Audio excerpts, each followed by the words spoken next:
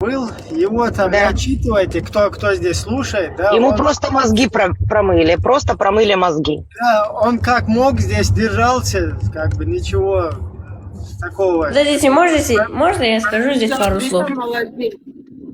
Молодец. Дайте Можно мне скажу? один вопрос. Я здесь услышал одно ложное заявление, это же 2 миллиарда арабов. Как может быть 2 миллиарда арабов? Что здесь подразумевалось?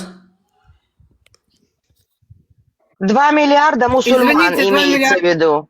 Мусульман. Мусульман. Извините. Мусульман? 2 миллиарда Правда. мусульман. А, хорошо. Ну, это тоже самое Пожалуйста. арабы. Так есть мусульмане, правильно? Вот их 2 миллиарда. И 8 миллионов евреев, которых всех снабжают. Это вам не смешно? Это те же самые арабы. Хазвы шалом. Те же самые Там. арабы. Он хотел сказать, что там, где идет война, там, где убивают детей, женщин, стариков, вот там именно снабжает А Сирия Израиль. причем? Кто? Потому что Израиль Причем ввел войска в здесь Сирию, именно на Израиль к Голландские Сирии? высоты. Если- Израиль если- напал на вот Сирию, смотри. когда пал режим Башара Асада. Здесь Вот смотри, эксперты, если вот, вы да, не- эксперт условно. дайте мне вот сказать, если в необитаемом острове встречаются два человека, они будут ругаться, материться, в этом виноваты евреи. Аналитик, политолог, можете представиться? Ведь Я а кому- просто останусь неизвестным человеком. Когда режим Башара Асада пал, режим Башара Асада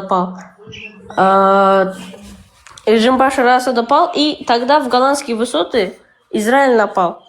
То есть и провел такую Девушка, небольшую агрессию и бомбардировку. вы все методички российские проштудировали, правда? Что вы там смотрите? Кроме ОРТ, что другое смотрите вообще? А я-то думала, когда сирийцы напали на Израиль, думала, что делать? Когда что такое делать? было? 50 лет назад.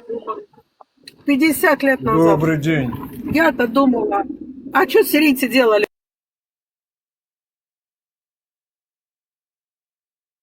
Разбрасывают. Давай я думаю, отвечу. она только так учится. Давай я отвечу. На законных основаниях. Давай я отвечу. На законном основании давай я отвечу. Подожди. Да. Ибраим, сделай И так, чтобы все после говорили Башара здесь Асада, по очереди, хорошо? 67 Давай я годов. Я отвечу. здесь не админ, я не админ.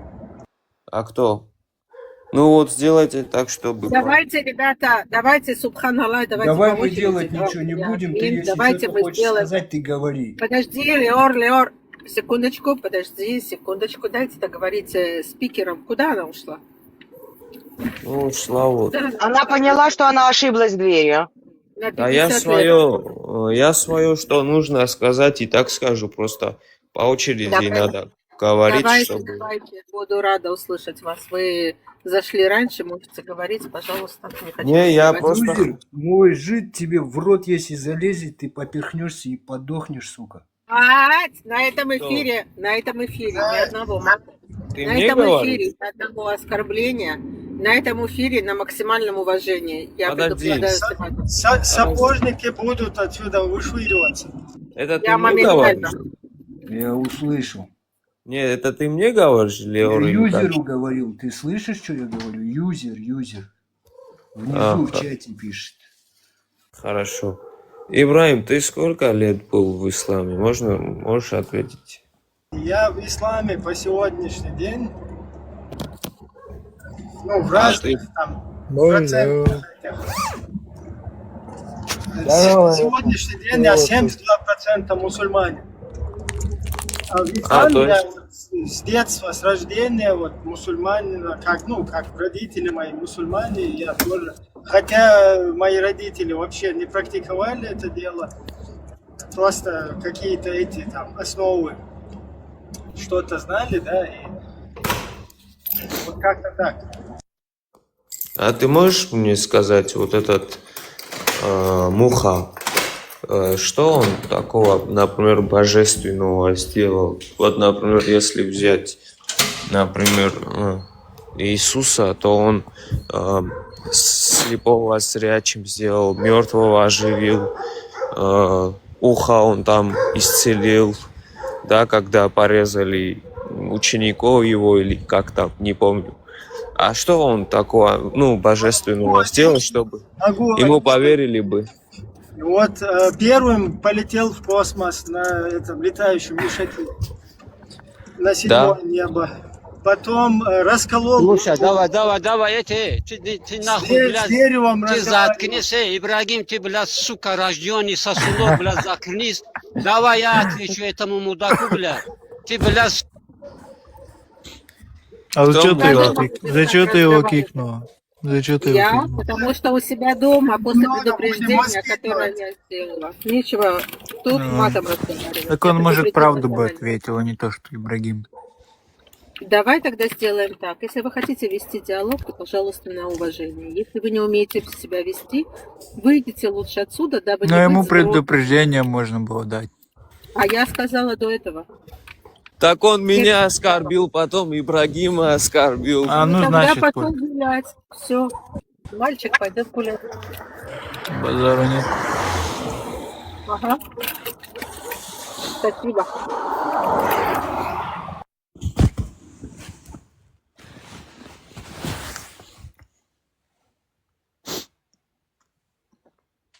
Так, у тебя микрофон шалинский.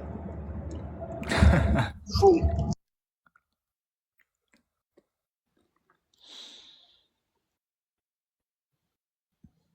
Так, этот, который ругался, немного надо его это самое очеловечить. Когда матерится, опускать его, потом, когда чуть-чуть в чувство придет, поднимать. Как-то вот так надо этих. Да, дураков.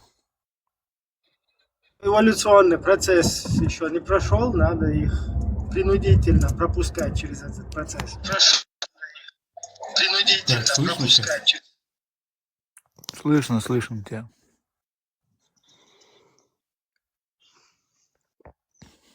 смотри, вы, когда ведете диалог, не оскорбляйте. Алло.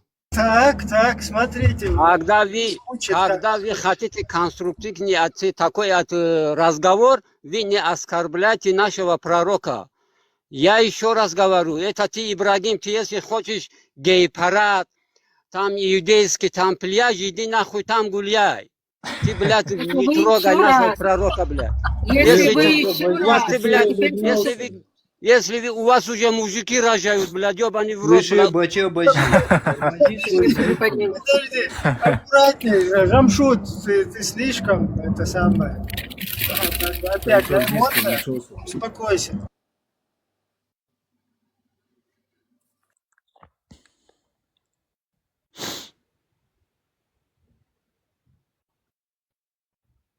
Кто-то там Лора не говорил угадала. про гей-парады. Так я хочу сказать, что это вы, дорогие наши, устраиваете праздники, гей-парады вместе с танцами бача-бази.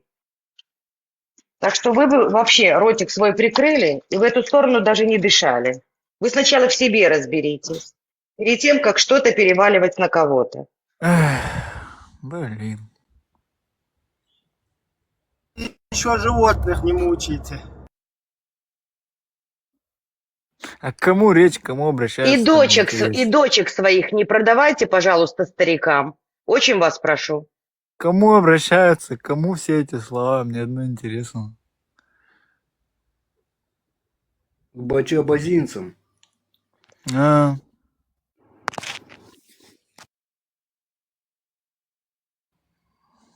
Так, кто хотел нормально подискутировать? Тамерлан, вы просили подняться.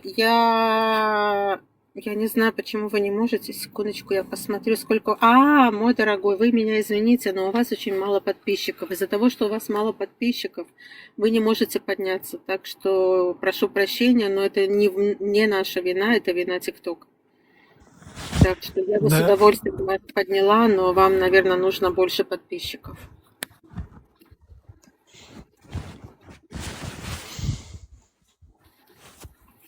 Я Слушай, я тебя не могу поднять, потому что у тебя приватный эфир, не приватный аккаунт, а Маечка, я же тут. предыдущий. Я не могу поднять. Привет, моя родная. Я не могу поднять, потому что приватный аккаунт. Это у кого? У Амики. А Миссии приватный аккаунт? Какого-то я даже не знаю. Да, я не подняла, но извините, пожалуйста. Если ты здесь, Шалинский, чуть-чуть попробуй этих порядок навести, подними там некоторых. А ты думаешь, порядок будет когда-нибудь? Раз, два, сейчас, секунду. Так. Да, просто ведущий стрима отошел. Администратор. Тебе тоже я хотел дать. Администратор, но что-то у меня не получается. Кнопка не срабатывает, она бледная такая. Эх. Так, кто еще хотел подняться? Да, Я хотела. перезайду. Примкнуться к моей грешной душе. Примыкайтесь. Я уже примкнулась. Я уже вступила. Я И уже тоже на вас подписалась, Шалинский. У меня получилось раздать вот ей, Майи. Да, я пока не вижу у себя. Подождите, Нет, я вот пробовал, не техничка. получилось.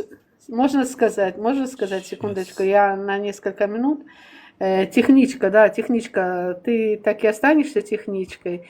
Тебе скажу про гомосексуализм в Израиле, да. Ты знаешь, что сюда именно приезжают из других стран, и чаще всего из тех стран, где это запрещается. А запрещается это в Ливане, в Иордании, Амика, в давай не на эту Ираке, тему. Я в тебя очень Египте. прошу, Амика. Не слышат, пусть они знают. Так, Ибрагим, мне именно в показывают, этих- что именно ты в- должен ко мне подписаться, чтобы я мог из тебя сделать администратора. Я что, еще не подписан? Так, извиняюсь, давай я сейчас. Именно в этих странах, техничка, запрещается гомосексуализм, однополые браки. Именно в этих странах. И поэтому они, так как Израиль это демократическая страна, здесь демократия, и мы не угнетаем этих людей, именно сюда они приезжают. Так что вот, чтобы вы знали. Это вам на всякий случай.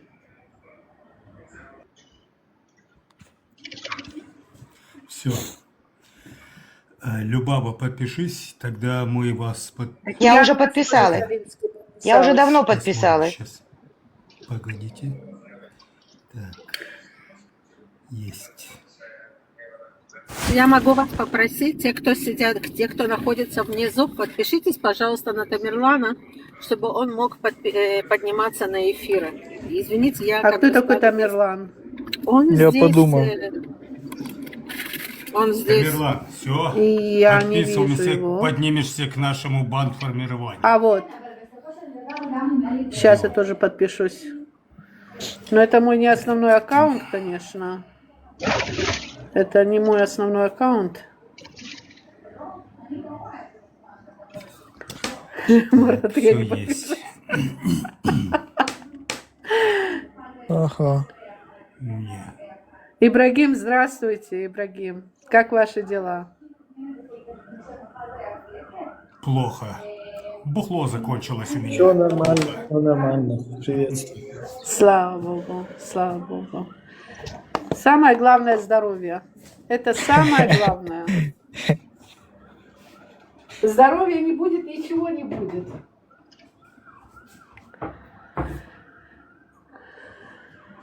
Так, готовлюсь я Да, согласен.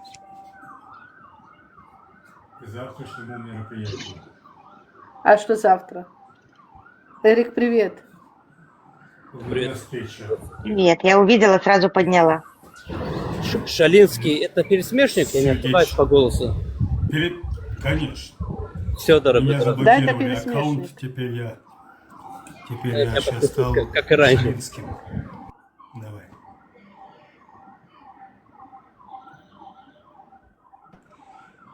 из-за моей позиции, я не знаю, кто пишет жалобы так, что меня намертво блокируют. Там не в жалобах дело.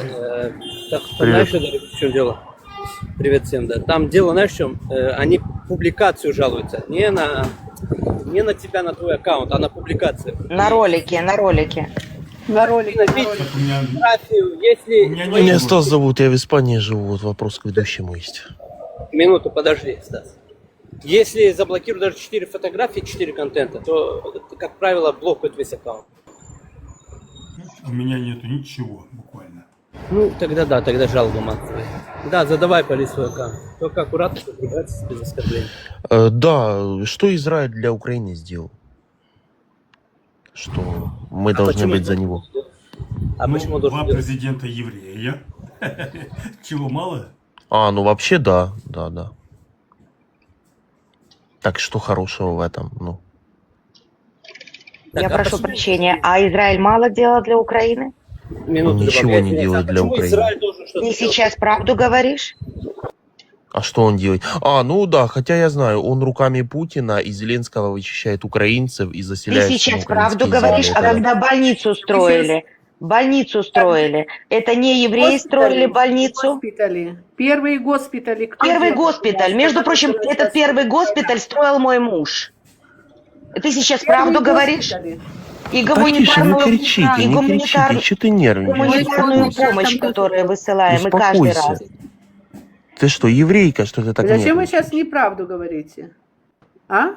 Вы что, евреи, что вы так нервничаете? Да, я этим горжусь. Представляешь себе? Ну Секунду, девочки, добрый день. тогда Гитлера тебе в хату, зиг хату. Гитлера тебе в хату. Гитлера Завали тебе в ебало, хату. хуесосня, Девочки, жиды секунду. вонючие, уебни тухладыры. Ты же не в Украине сидишь, что тебе Украина? Бендера вонючая.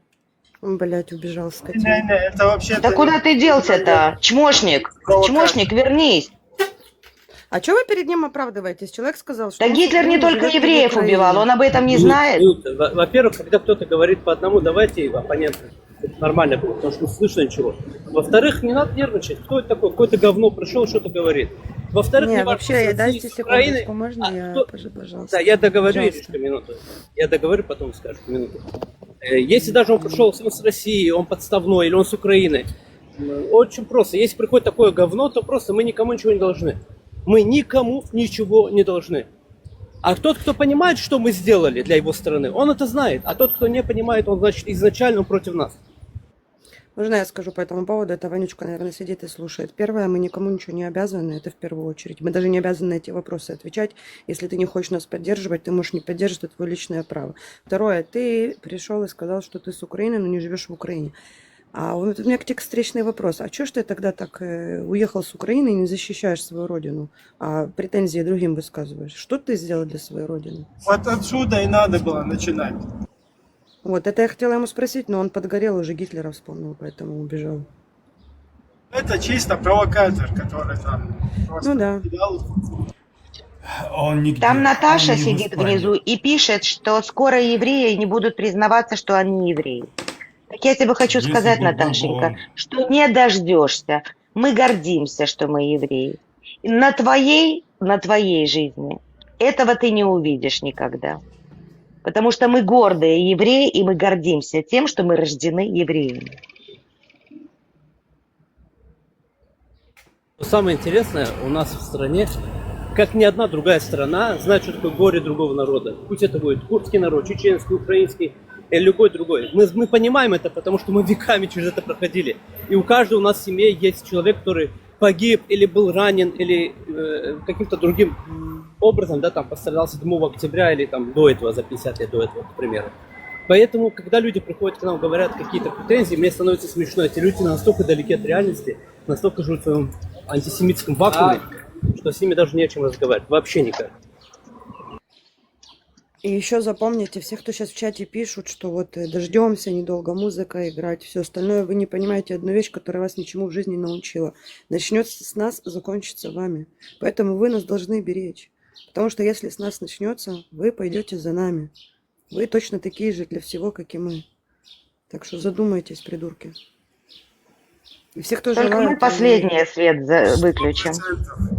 И все, кто желает евреям плохого, не забывайте, делая евреям плохо, вы берете на себя очень плохую карму. Ира, Поэтому вы и мучаетесь. Ириш, ты Да. подумай, если у них, если было бы чем Заставили думать, бы они меня. бы давно подумали. Нет, ты Дело знаешь, в том, это если что у них это поверхностная мысль, понимаешь? А если задуматься на самом деле, то делая нам плохо, они делают плохо себе. То есть они даже не Но понимают, они этого не даже понимают. они потому что не Ира. разбирались вообще, что было, как было, зачем было, Ира, почему ты было. Они не провокатор. поймут этого. Я? Они Да. не Ира, поймут да, этого. ты провокатор. Мгм. Израиль должен был отдать Украине ПВО, оружие, все отдать. А в то время, когда за 8 лет Украина знала, что Россия нападет, надо было распилить бюджет. Вот и все. То есть, когда было уже... Я в последнее время вообще сделала, да и не только в последнее время, а вообще после того, что случилось с Израилем, для меня ненависть в глазу Украины и ненависть, тех антисемитов, которые там есть, и в России, она для меня стала одинаковой, потому что, я поняла, что антисемиты есть и в таком количестве, что просто пиздец. Я извиняюсь за мат. Но есть одно большое отличие. Мне не нравится, когда, например, антисемиты они были, есть и, к сожалению, не будут. Но когда с официальных источников, например, с телевизора, да, которые мы все знаем, как телевизор влияет на общество, когда несется жесткая пропаганда и нагревается против еврейской общины, лично для меня это проблема. Это огромная проблема, это будут массы народа, которые это все смотрят, которые это все впитывают. И это то, что мы видим сегодня, то просто пройтись по стримам, послушать российские стримы, как они реагируют, как они поддерживают Иран, что у них несется с телевизора, что их Соловьев кричит. То есть это огромная проблема. Но запомните, начнется с нас, закончится вами. А все, кто кричат про Гитлера, Гитлер убил не меньше, очень большое количество мусульман, идиоты. Вы даже этого не знаете. Вы просто этого не знаете. До вас это просто даже не дошло.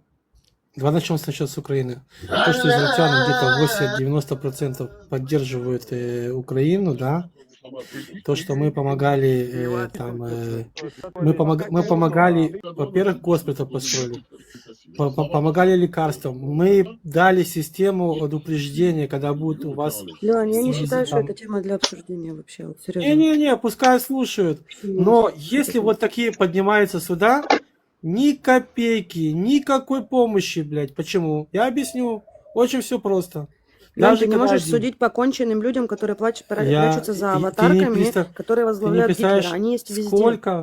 Сколько во время, когда война... Леон. Сейчас, секундочку. Сейчас, Ибрагим, секундочку.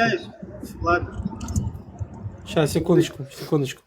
Когда была война с Ираном с Израилем, особенно сейчас, я увидел большое количество украинцев, особенно блогеров в Ютубе, как у них пердак горит, то, что мы мочим Иран. Я вообще был шокирован. А почему? Потому что, там еще и Трамп замешан. Давайте смешаем Россию и Израиль тоже. Все блогеры, которые так потом, когда была война с Газой, они начали поддерживали, сейчас это сделали. И давай смешивать, вы проиграли, не добили, не сделали, вот это. Лёнь, ты смешиваешь, подожди, Валь, как ты смешиваешь блогеров долбоебов, извините за выражение, с официальными лицами на телевидении? Подожди, я вот здесь тоже, и в ТикТоке то же самое, и официальное телевидение тоже несет там понос. Теперь я спрашиваю такую вещь, оставь это мне интересно, где вы были 8 лет? Вы знали, что у вас будет война?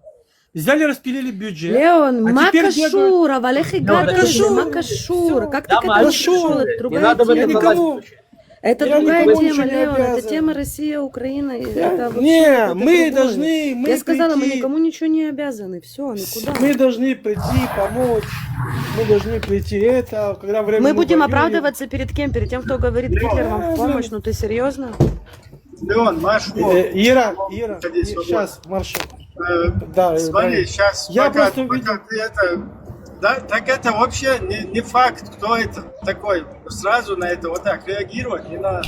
Дело в том, что Человек Ибрагим, говорит, у меня он- накопилось... Я, человек он- говорит, что Ибрагим, украинец, проблема в том, да? что мне, как... Я тебе скажу, Ибрагим, в чем проблема. И Мне, он как один украинке, такой. проживавшей, секунду, мне, как украинке, проживавшей в Украине, которая очень сильно переживает эту войну, очень сильно обидно слышать вот таких вот бывших своих сограждан, которые себе это позволяют. Почему? Сказать, что их не было, я всегда говорила, что там есть антисемиты. Они есть везде, и в России, и в Украине. Но для меня очень больно это слышать. Знаешь почему? Потому что когда Путин пришел в Украину, он пришел со словами, то есть это все подогревалось тем, что идут уничтожать нацистов. Я, проживавшая в Украине, на Западной Украине, я не могу сказать, что я пострадала от нацизма или я пострадала антисемитизма. То есть как бы, ну я на себе это не почувствовала. Есть люди, которые почувствовали. Я не хочу с этим спорить. Но для меня обидно, когда эти люди, которые граждане Украины, якобы, понимаешь, подтверждают слова Путина, говоря о том, что они идут убивать нацистов, понимаешь, зная, что как бы, ну, это все поддерживается, Ибраим, это все поддерживается пропагандой. Для меня эти люди,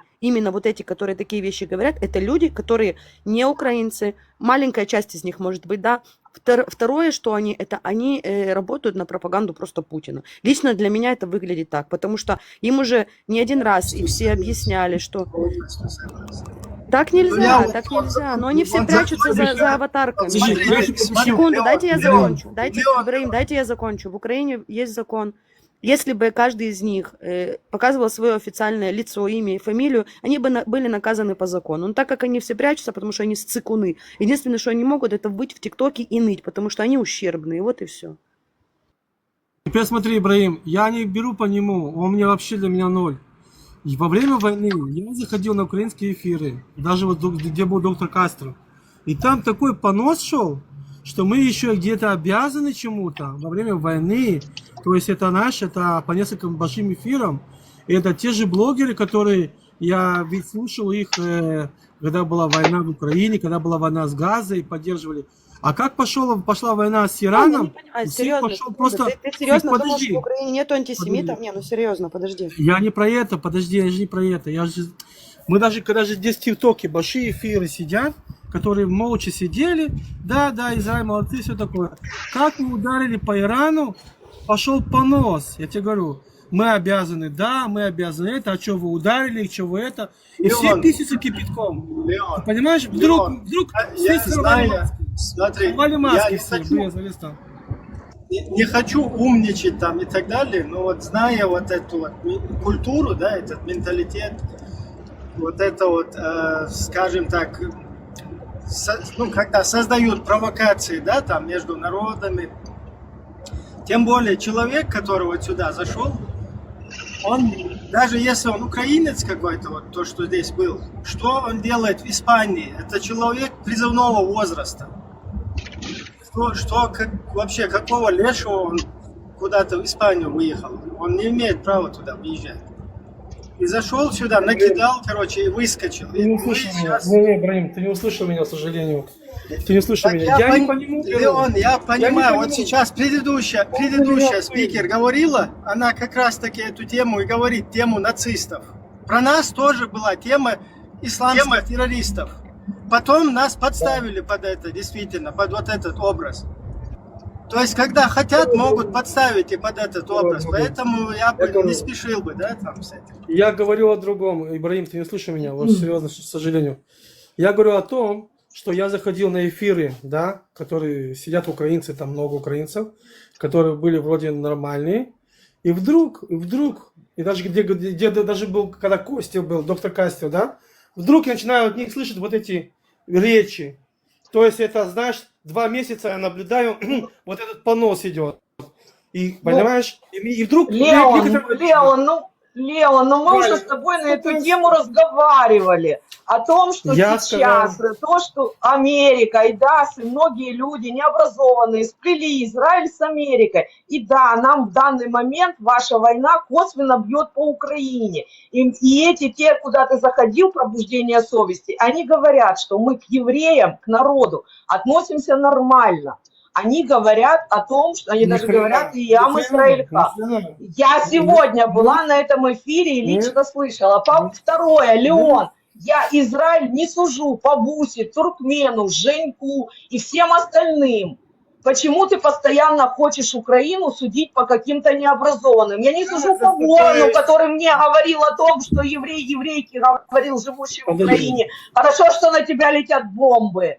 Я не сужу по таким людям в Израиль. А ты пытаешься по горстке каких-то людей осудить 40 миллионов украинцев.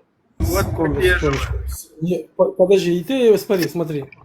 Ассаламу алейкум ва рахматуллахи ва баракатуху. Подожди. Да, подожди секундочку. Я не говорю там о 50 человек. Я говорю то, что лицемерие, сорвали маски. То есть вам в открытую сказали в Европе, что вся вот эта война России с Украиной оплачивала Америка. И НАТО, и те же оружия, которые вы оплачивали, и те же Европа, которая давала оружие. С января того же... года уже Америка ничего не оплачивает, как пришел Трамп, так что не начинай это. Подожди. Мы видим сейчас, что Трамп играет на поле Путина, что он снимает это. Так я знаю, смотри, что ты мне хочешь сказать, Леон, мы с тобой не первый раз разговариваем на эту тему. Пускай другие тоже услышат, не перебивай, я тебя услышу. Вся оружие, которое идет с Европы в Украину, это оплачивала тоже Америка. Европа оплачивает за счет замороженных денег России. Она оплачивает оружие Какие для там нас. замороженные? Теперь смотри. На многих эфирах я вдруг слышу, как маски сорвали. Ну хорошо, сорвали еще с 500 человек маски. Так что? Подожди, я не позволю. Я не позволю рассказывать еврею, еврейке, что хорошо, что на меня летят бомбы. Как ты этого не понимаешь? А я не говорю этого. Я не говорю эти вещи вам. Ты слышишь? Я говорю, докуда наглость? Так ты мне говоришь о каких-то людях, которые я тоже к себе не так ношу. Я говорю, докуда должна быть наглость, что... Подожди. Это наглость. А докуда должна быть наглость, которая мне и моим детям желает смерти и говорит, хорошо, что на тебя бомба летит? Потому что, Леон, ты... Леон, а мне это сказал Ворон, а я тебе такое говорю? Ты же хочешь распустить... Ты хочешь... Украине, что летят бомбы? Что за... Ты это мне не... А я спрашиваю у тебя... Я тебе сказала, что это сказал Ворон. Так я у тебя спрашиваю. Галя, успокойся, не надо меня нервировать. Я захожу на большие стримы. Я поддерживаю Украину. Но я смущаюсь. Это мое... Так, кто это, Леона? Это самое. Ибрагим, как у тебя дела? Все нормально? Верните Леона. Кто Леона? Ибрагим. Обоих, да. Как у тебя? Все нормально? Так, можешь говорить. Саляму алейкум ва рахматуллах. Алейкум салам. Да, вот новости хотел бы с вами поделиться. У нас в Киргизии в кафешке написали: вход запрещен евреям и собакам и животным. Про Брусли фильм, наверное, насмотрелся кто-то. Ты свадьбу сыграл дочери с Четко сделали. Вам так хочется своих дочерей, может, в очереди. Вот, видели, я клип поставил. Как нас может ослик. Ты отдал 13-летнюю дочку за Муваха? Да, я с большим удовольствием отдал. Это наша сунна. За старика. Я объясню мою позицию. Зато мусульманин он. Зато он мусульманин. Для нас это нормально. Подожди секундочку. За старика ребенка. Бачок, во-первых, это же не твоя пизда, чтобы тебе больно было. Ах ты Бабайга. Ваха, слышишь? Ваха, слышишь? Какой ты дебил. Ваха, слышишь? Ну что вы еще хотите, евреи? Ой, наконец-то мир, как говорится, подышит свежим воздухом, да, глотком свежего воздуха. Когда же вас евреистаны выгонят, а? Можно выкинуть в этого? Вот, Маруш, ты почему меня выкидываешь, не понял? Ваха, не дождешься, мы везде. Да вы скоро все в Украину перечухнете, у вас все, ваша Америка. Ибрагим, дай мне, пожалуйста, модератора. Дайте, пожалуйста, модератора. Нет, сейчас я просто на ходу, его уже выкину. Я не Я говорю о другом вещи, я говорю о другой вещи, что я У тебя есть правильно. кнопки, я тебе дал, ты пользуйся Да. этими. Я Поэтому я тебе говорю- дал. Да Я нет, по делам да, бегаю. я не могу ему дать админку, модератора. Я говорю о другой вещи. Я имею полное право, когда мы до сих пор поддерживаем Украину, но я заходил на большие эфиры, где там по 100 человек, по 100, 200, да, и они вдруг, когда начали война, Израиль с Ираном воевать сейчас, да, вдруг их как будто заклинило, сорвали маски. Начали вот это подкидывать, вот это, наш говнецо. И я этого не позволю. Я этого такие вещи не позволю. И я не буду закрывать на это глаза. Вообще не буду. И не собираюсь на это закрывать глаза. Наоборот, и для Украины это хорошо, что сейчас, если Иран упадет, это отлично будет. Нет, ну тут начинается, я то один на большой эфир захожу, вдруг мне такие претензии кидают, почему вы нам ПВО не помогаете, а почему это, а почему то, а некоторые вообще уже нам описывали целые 2 часа, что мы вообще проиграли. Тоже как с бабуинами я сидел. Я не позволю этому в мою сторону Израиля.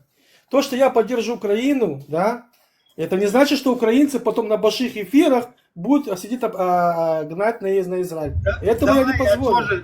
Давай я тоже прокомментирую ситуацию. Вот то, что я наблюдаю вот в этих интернетах, всяких соцсетях. То есть идет такая тема, да, что типа Америка, там, друг Израиля, там Израиль влияние имеет на Америку. И поэтому якобы не помогают Украине в должной мере. И многие украинцы вот это хавают тоже. Ситуация вот какая сегодня в мире сложилась? Что могут, например, американцы сделать России, да, ну, по-своему я скажу, Русне? Что сегодня могут сделать? Кто может вот это вот их осадить как-то, остановить? К сожалению, нету такой возможности там морду, я не знаю, пятак, грубо говоря, да, там напрямую вот так как-то это дело остановить. Не получится. Уже всем миром попустительство допустили. Вон после Второй мировой вот этот новый порядок, он не сработал. То есть сейчас у нас вот эти конфликты, вот эта угроза, где нету какого-то, я не знаю, механизма, да, конкретного, чтобы это все остановить. Да, Ирану можно по башке надавать. России не получится. И вот это надо понимать. Не потому, что там, короче, Америка, вон пошла, Ирану надавала люлей. А здесь, короче, России почему? Давайте там оружие, не оружие. Ну, не получится, потому что там другая ситуация. И вот эта тема, ее там разгоняют, как будто бы не понимают, что происходит, как дети себя ведут, там, почему не помогают, почему это. Не помогают, потому что не помогается. Во-первых, Израиль находится в военном положении, и помогать кому-то это полный абсурд. Это еще с того. Во-вторых, я тоже всегда спрашиваю, у вас было 8 лет, вы знали, что будет война. Вы распилили ваш бюджет, погуляли, разгуляли, а потом мы должны вам ходить помогать. Давайте все правда карты на стол ставить. Мы тоже были 2 года, когда демократы нам делали вырванные годы, тоже санкции с оружием, но мы воевали. Нам тоже по истории, в нашей истории, вообще был такой момент, что во время войны весь мир от нас отвернулся. И мы тоже воевали. Мы тоже продолжали воевать, потому что мы знаем, что это наша земля. Мы не ходили, ныли там к всем претензиям. Мы построили свою военную оборону. Мы начали строить свои военные заводы. Мы понимали, что с нами, как появился танк Меркава, наши военные самолеты. У нас даже Кфир, другие самолеты, они похожи были на французские и на другие. Но неважно, мы это строили. То есть мы надеялись на себя. А Израиль с Америкой это военный, стратегический и экономический партнер. Это уже давно надо понять, что половина оружия, даже американского, даже джавелины, которые они так славятся, электроника израильская. Все, что половина, даже маска, шлем F-35 летчика, это израильское оборудование с ракетами. Вот Илон Маск выступал, половина специалистов, которые строили его ракеты, это были евреи, работники НАСА. Это он в открытую говорил. Понимаете? То есть Мы всегда на себя надеемся, а к нам должны какие-то приходить претензии. То есть, если я поддерживаю Украину, я не позволю на больших стримах, даже я обратил блогеры, чтобы сидели хаяли Израиль. Не позволю, Галя, все. Этого, потому что первым делом для меня это Израиль. Леон, а почему ты решил... Подожди, Леон, давай, я не буду кричать. Ты приходи к ним претензии, не ко мне, Галя. Нет, я не собираюсь никому претензий предъявлять. Я не собираюсь подниматься к Бусе, я не собираюсь подниматься к Туркмену, что ты им объяснять. А я тебе объясняю, что ты хочешь размазать кучку каких-то идиотов по практически 40-миллионному народу. Я тебе за это говорю. Я же не размазываю ту кучку расистов, которые есть в Израиле, по всему Израилю. Я поддерживаю Израиль и буду поддерживать. Какие-то необоснованные обвинения, которые тебе выдвинули необразованные люди, почему ты на это так обращаешь внимание и пытаешься представить всю Украину, всех граждан Украины в таком свете? Я тебе это пыталась сказать. Во-первых, я не говорю, что все. Начнем с того. Ты сказал все. Ты говоришь Украина, ты не говоришь отдельные личности. Ты говоришь полностью обобщая. Послушай меня. Большие стримы, ну хорошо, но есть там идиоты, а что ты решил, что у нас их нет? Почему в Израиле они есть, как мне говорят, за ворона и это остальных? Ой, это идиот. А Галя, ты будешь по очереди говорить или... нет? Да потому что, Леон, ты говоришь чушь. Так я говорю, до этого только ты говорил. Не, стой. Я вижу больших блогеров, которые именно поддерживали Израиль. А как началась война, я тебе покажу, что они говорят. Я охренел. Я даже от них отписался. Ну, отписался, все, я тоже отписалась все? От многих блогеров Израиля. Ну, все. Я ж тебе не говорю, чтобы ты их слушал. Мы никогда никому-то что-то не навязываем. Понимаешь? Так, а я тебе... Ты понимаешь, что я к Израилю не предъявляю претензий. Меня нервирует и триггерит то, что ты пытаешься обобщить и полностью на всю Украину размазать вот этих идиотов. Слушай, вот что меня больше всего убивает. Галя, потом ты говорила, что я радуюсь, что на вас бомбы летят. Тут ты говоришь на всю Украину. Я вот этого не говорила. Я этого, Леон, не говорила. Я сказала перед этим, что это сказал Ворон. Так что не придумывай мне тоже слова. То, что русские сидят в говне и плачут и ноют, это я понимаю. Потому что вот то, что украинцы видели, что Израиль давал какую-то помощь, да, небольшую. И после этого говорит каждый, я много слышу украинцев это, на больших стримах. Это за херня, вы обязаны, вы должны. Чего-то мы должны, с какого-то перепуга. Леон, я не говорю, что ты не прав. Я тебе говорю о том, что не надо вот эту кучку идиотов размазывать по всей Украине. Ты прекрасно понимаешь, что очень много людей в Украине поддерживают Израиль. Но при этом ты пытаешься, тебя обидели, когда меня обижали на еврейских стримах и желали всего, чего только нет. Я это не размазывала по всему Израилю. Я прекрасно понимала, что среди любого народа есть... Какие тебе еврейские стримы? Какие тебе еврейские стримы? А что мне туркмен не желал, работайте, братья? Я молчу уже за Ворона, я молчу за Женька Пусть и всех остальных. Подожди, где туркмен живет? Но это он сейчас переехал. А я когда с ним разговаривала в 22-м году, он жил в Израиле.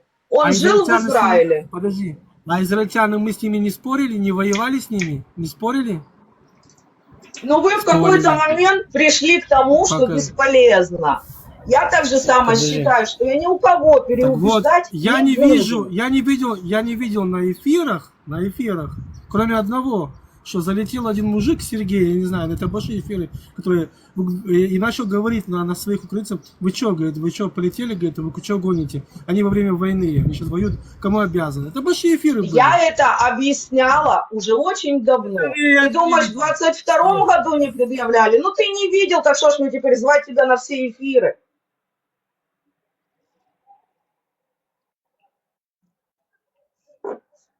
Так, друзья, давайте уже как бы чуть-чуть для разрядки вот этой вот ситуации. Есть тут джамшуты, как кто хочет там. Кто-то про Эпштейна там писал. Вопрос. Что по шариату не так сделал Эпштейн?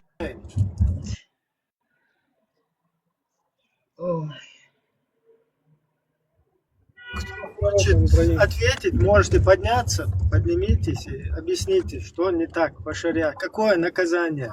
Что Да, он сделал не так и какое за это ему да, наказание? я скажу. Я скажу Хай Гитлер, да, сейчас, секунду. Сейчас все скажу. Сразу и нахрен этого, извиняюсь. Шел он отсюда.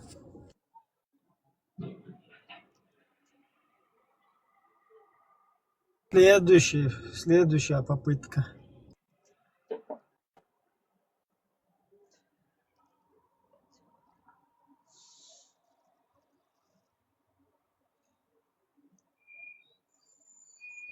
Есть кто-нибудь, кто может отстоять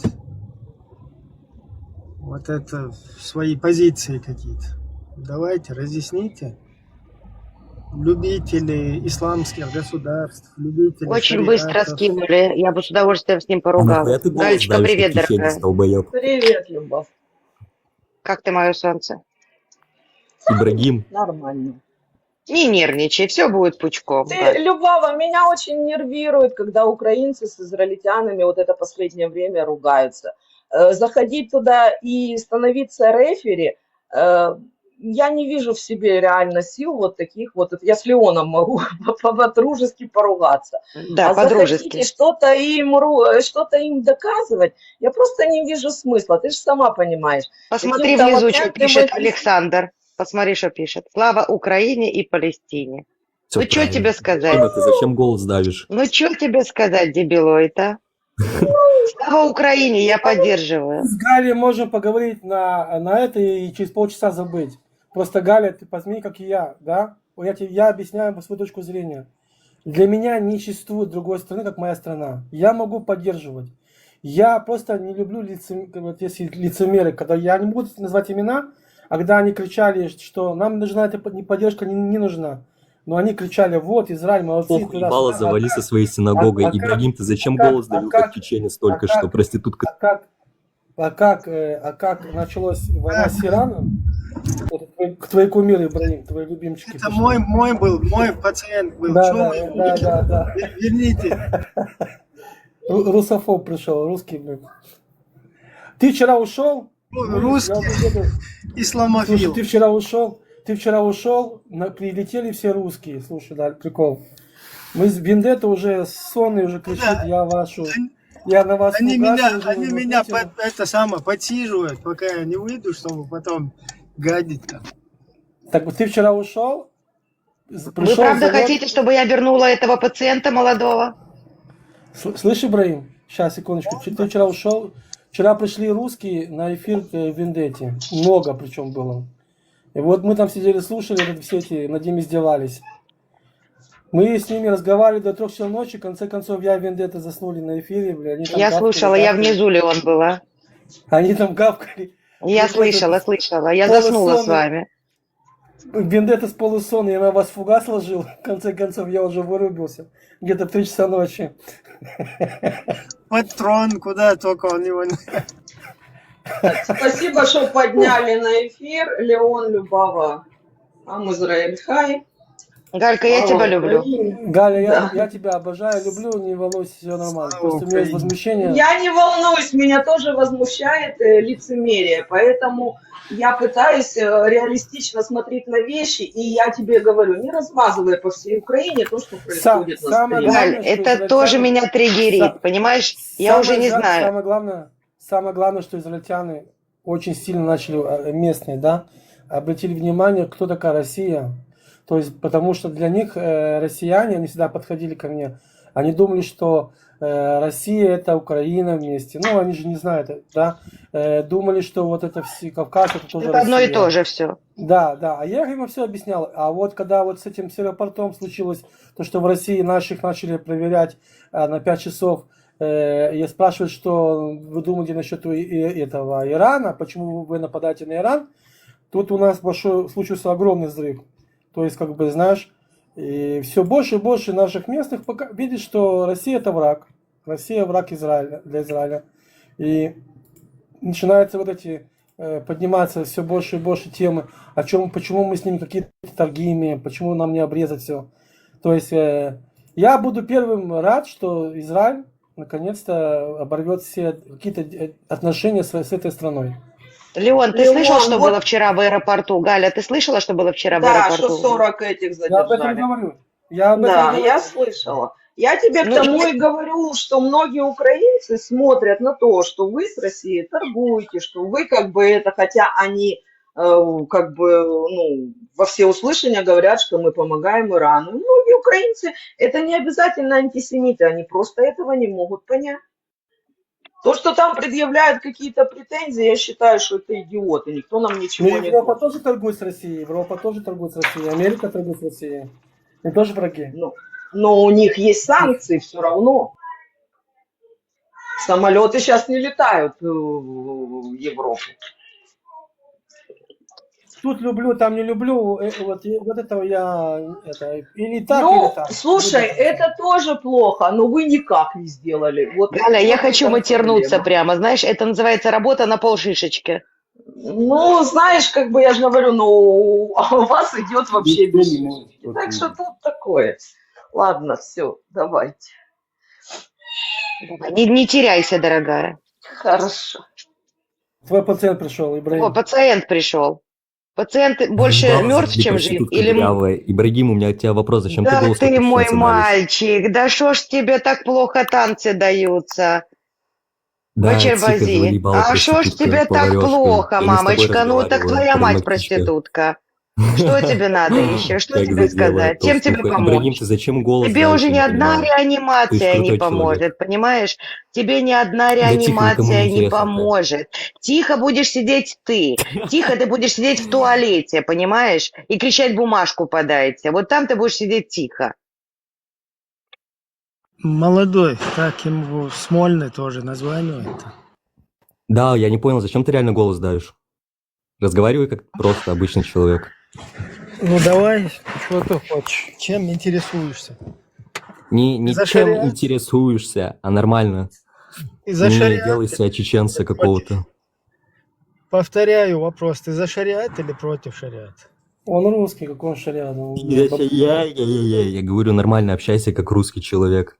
Еще Или не раз дави себя повторяю, из чеченца. русскому человеку, я не знаю, какой ты русский или какой ты. Повторяю вопрос. Ты за шариат или против шариата? За Россию. За Россию, против России вопроса не было. Был вопрос, ты за шариат или против шариата? Нет, ты вопросы меня не ставишь. Я говорю, я за Россию, слава России. Понял прикол? Типа, ты меня А в спросил, России слава шариат России. будет когда-нибудь или нет? Да, за шариат ты в России или против шариата в России? Я за Шариат в Россию. Москве на Красной площади. Согласен? Я за Россию. Путин будет халифом. Че ты несешь, блядь? Я за Россию. Это Россию ты что, матушку. против, что ли? Так Россия-матушка уже очень одним шагом стоит от того, чтобы там был шариат. Да, ну не ври. Тебе ж виднее. Ну что ты, мамочка, Ну ну да. я же знаю. Ну да, родной. Ну, Ну перестань. И ты хочешь разговаривать как человек, давай разговаривать. Так, я Не сейчас веди себя как ребенок какой-то, понимаешь, недоразвитый, Ибрагим, которого мама обидела, папа не Ибрагим. доделала, мама не доносила, понимаешь? Хочешь общаться, давай общаться, нормально. я вот говорю Ибрагиму, зачем ты голос даешь? Просто общайся как У него человек. нормальный голос, человек с Ибрагим. Кавказа. Понимаешь, не Слушай, все должны быть секундочку. рождены в Я очень России, прошу, не быть русскими. секундочку, Ибрагим. Ибрагим, я спускаюсь в подземную стоянку. Я перезайду. Окей. Ну, я буду через минут 5 пока с вот этим, если вынесете его, Хорошо. пообщайтесь. То, что я Я могла, я щас- заблокировала и закрыла им. А чё ты, Да вы что, Ибрагим, ты Маечка, у меня выходи тоже такой есть бородатый, модуль. прикольный? Ты просто за шариат спрашиваешь. Подожди, эти бородатые, это ваххабиты все? А ты за ваххабитов? Ты встречные вопросы кидаешь, я вообще против ваших ваххабитов, ваших там, всего, что с вами связано. А кто ты тогда? Подкорректируй такой, как все? вопрос, скажи, кто ты воин, будет более правильно. Я говорю, ты не такой, как все? Ну, у тебя же задали вопрос, правда, молодой? Скажи мне, ты за шариат? Почему ты постоянно на чашечку уходишь? Что тебе, твой друг звонит? Ему суфлирует там брат. Кто звонит? Мне никто не звонит. Я говорю, за Россию матушку. У меня в кармане. За Россию матушку. Тебе задали вопрос не за Россию матушку. Ни один человек тут из нас не против российского народа. Мы против власти российской. Понимаешь, чувствуешь разницу? Да не, вы тогда против Есть России. человек, Мы за Россию есть матушку, за человек Путина. и есть Каждый день власть. молимся. Каждый день просыпаюсь, молюсь за Путина, Вот мы чтобы он еще против больше этой прожил. власти. Сейчас, подожди, Леон, сейчас я тебе лифт подниму, подожди. Да не, мы все за нее, мы поняли, просыпаемся и молимся. И на Беньямина Нетаньяху, и за Путина. В синагогу каждый день ходим. Леон, ты поднялся, закрепился? Да. Хорошо. За Россию матушку. Смотри, то, что Путин, как тебя зовут? То, что Путин делает, да, дай Бог ему счастья и здоровья, потому что он уничтожает Россию. Дай Вот и всё. Бог ему здоровья, да благословит его Господь. Он еще пару лет вообще России не останется. Вот то, что он вытворяет, он делает, это лучшего врага ты не найдешь. Понимаешь? Лучшего врага для России ты не найдешь. Нет, ты врешь, Потому что Путин как он- красавчик. как- Путин красавчик. Да, конечно, Правильно? конечно. Сыновей в мешках привозят. Красавчик. Нет. Чем больше, тем лучше. Да, он, смотри, экономику поломал, военную промышленность поломал, гражданскую промышленность поломал, своих людей он посылает на смерть, привозит там их в Виднее. руках. Еврею Красавчик, виднее. молодец. За Россию матушку. Конечно же нам виднее. Я тебе говорю, через еще чуть-чуть, и вообще России не будет. Ну, вперед, давай. А когда он умрет, ты будешь первый кричать, что он, ну ладно, педагог. Куда, Что тебе, куда делся? тебе Путин постоянно пишет там сообщение, что говорить, не понял, ты что, не можешь? Мне просто тут матушка чья-то отсасывает мне под столом, и такая, не соси, блядь, проститутка. Твоя дырявая. матушка? Слышишь, круто ты сейчас придумал каламбур, Леон, израильтянин, еврей.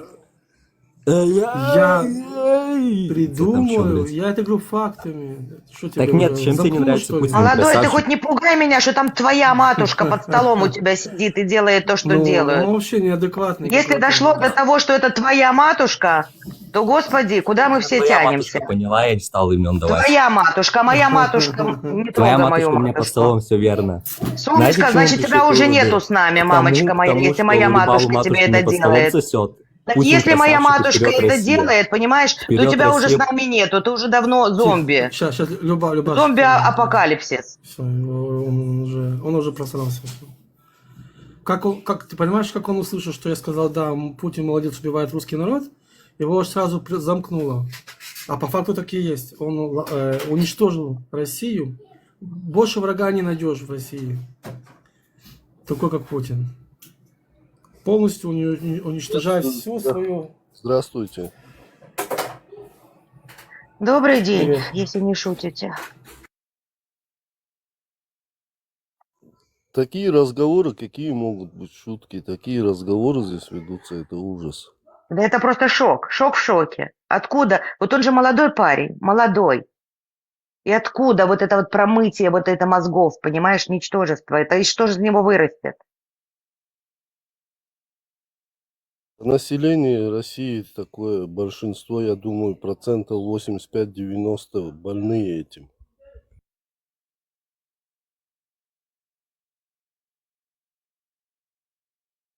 А я говорила, там какой-то вирус. А как ты хотела? Смотри, давай по существу. Они же тоже не идиоты. Они видят, что творится в мире. Как другие люди живут в мире, да? Даже средний класс. Среднего класса в России нет, да? Они кричат, что везде говно, и Америка говно, но пользуются айфонами, со всеми технологиями Запада. То есть они понимают, что в той же Европе уровень жизни намного лучше.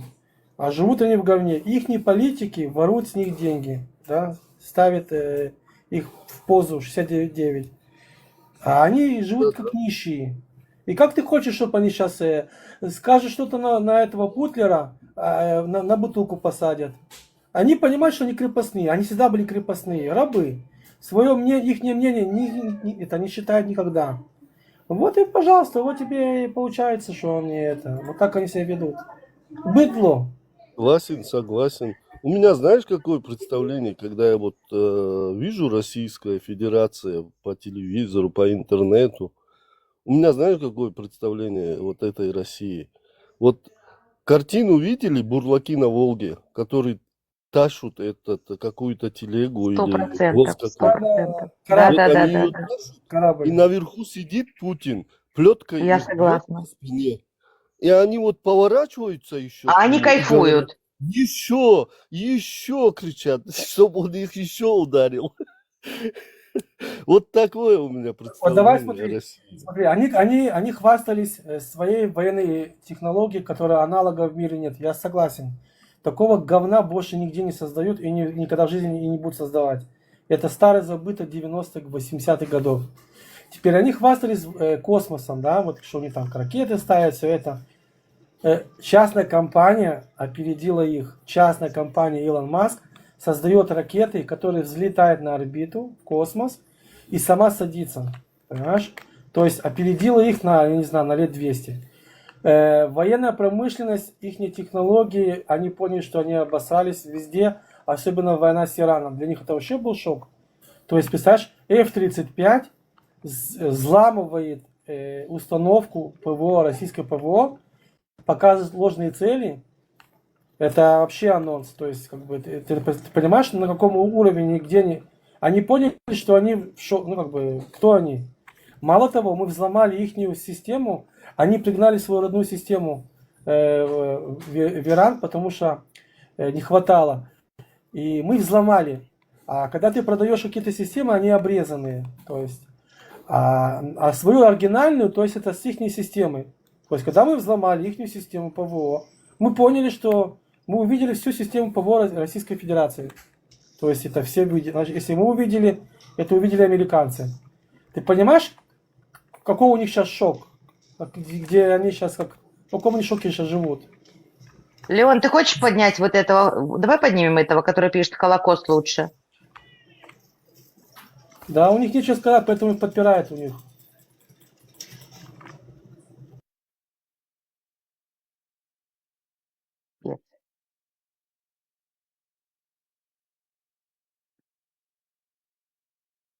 Вот у них и такой шок. Вот они и в шоке сидят.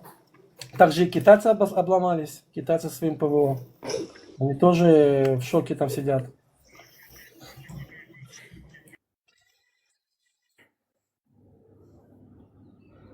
Я считаю, что китайцы вообще молодцы по сравнению с Россией.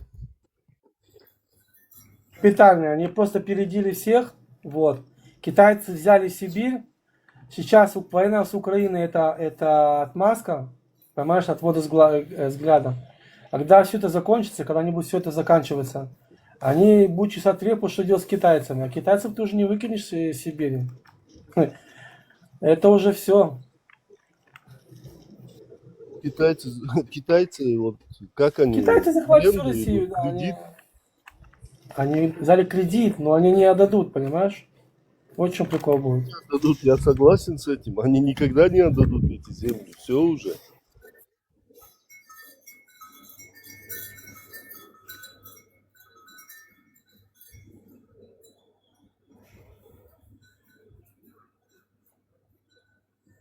Россия деградирует. Поэтому Россия, она уже не то, что потому, что мы хотим... Она пока держит фасон. Нет, она пока держит фасон. Она пытается быть сильной. Фасон они пока держат. Просто, Шейла, насколько долго? Я не сказал, что она фасон держится. Она еле как держится. Еле как.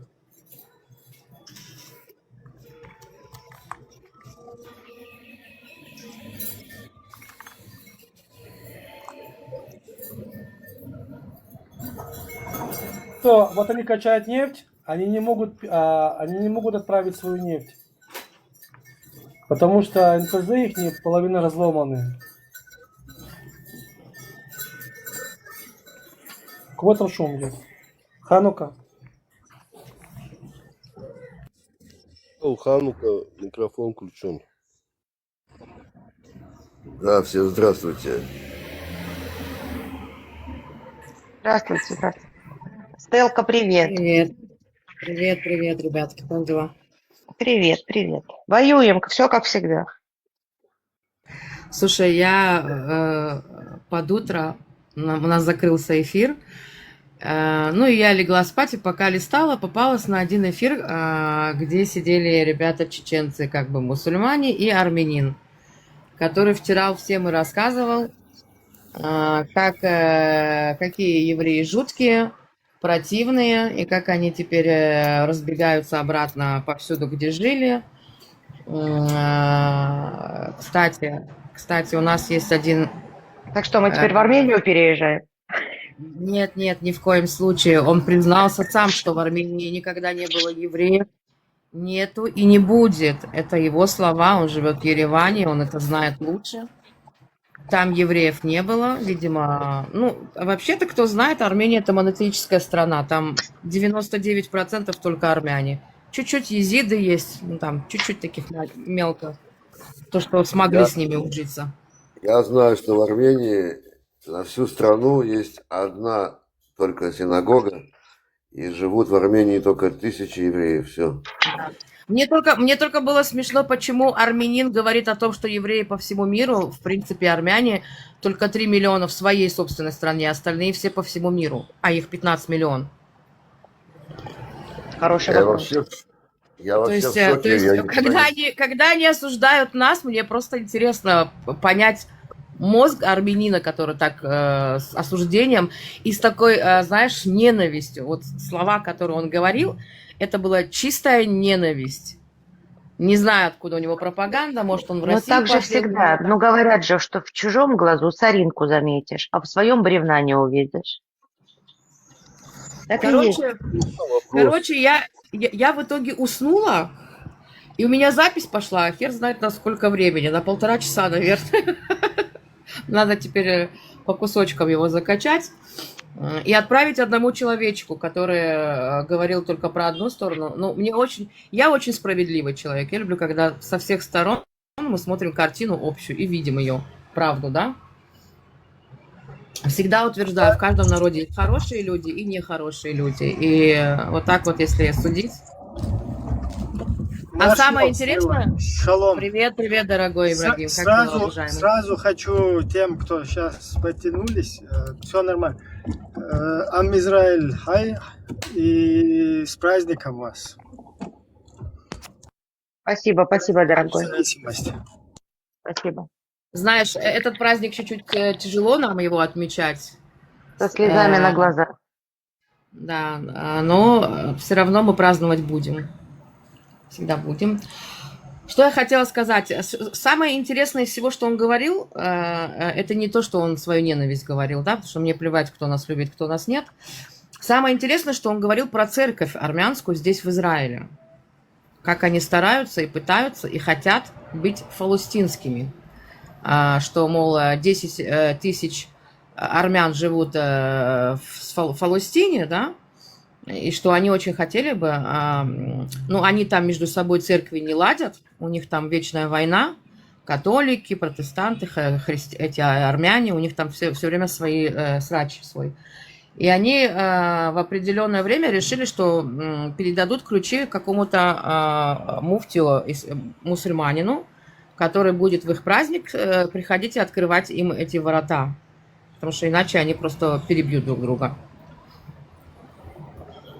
Но виноваты стали евреи, понимаешь? Они там не могут уладиться между собой церквями, а мы виноваты. Ну, вот это, слушай, ну, если бы не было евреев, было бы как-то ненормально. Кто должен быть виноват? Ты понимаешь? Когда человек... Кто-то же должен быть виноват. Когда человек говорит, что церковь, что они живут в Израиле, но хотят под Фалустину, я думаю, что это можно такую небольшую статейку открыть, предательство, да? И его армянскую жопу отправить куда надо. Только что, не так давно, может, полчаса назад, тут на нашем стриме, сидел человек, ой, не помню, как его зовут, который, мы задавали вопрос, он 40 лет был христианином, помните, ребята? И сейчас он стал мусульманином. И ему стали задавать всякие вопросы. А как насчет Сирии? А как насчет Саудовской, там, где воины? идут. Как же мусульмане между собой ругаются, убивают друг друга. Да та же самая Иран. Сколько они друг друга поубивали. Он сказал, что во всем, везде замешаны сионисты. Без их денег бы не было этого. Понимаешь? Везде сионисты. Смешно. Да, и он был еще очень сильным мусульманином. Да. Это просто какой-то трындец. Если не было бы нас, ребята, нас бы надо было придумать, потому что виноватых бы не было. Такое чувство, что, понимаешь, если бы не было, кто-то бы должен был нас придумать для того, чтобы мальчика для битья себе найти. Я вообще поражаюсь тому, что творится. Вы знаете,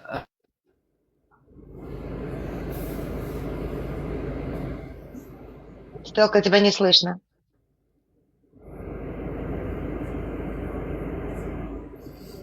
Так, что-то пропало, Стелка. А меня слышно? Меня слышно? Да, слышно. Слышно. Я бегаю по городу, по делам, ребята, отключил свой микрофон. Но телефон у меня в кармане. Я вот хочу сказать, вот женщина говорила про армян. Я вообще в шоке, я раньше даже не думал, что армяне такие вот ярые антисемиты. Но получается, что они такие и есть. Вот. И они, наверное, забыли, как их резали турки. Вот. И хотят опять это повторить, уже с иранцами. Но это их проблемы.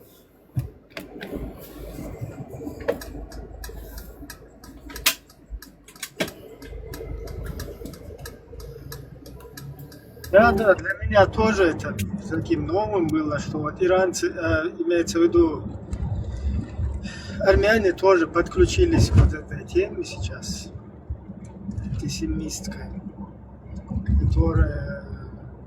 Понять, что они христиане, а эти мусульмане, понимаешь? Вот это как бы... Кстати, первый же король Армении, он кто был? Он же был персом. Незабываемо это тоже.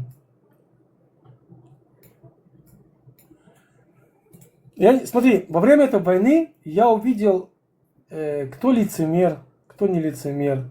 Лицемеров я не люблю, вообще никогда никто, я думаю, никто не уважает. Если у меня есть точка зрения, она честная.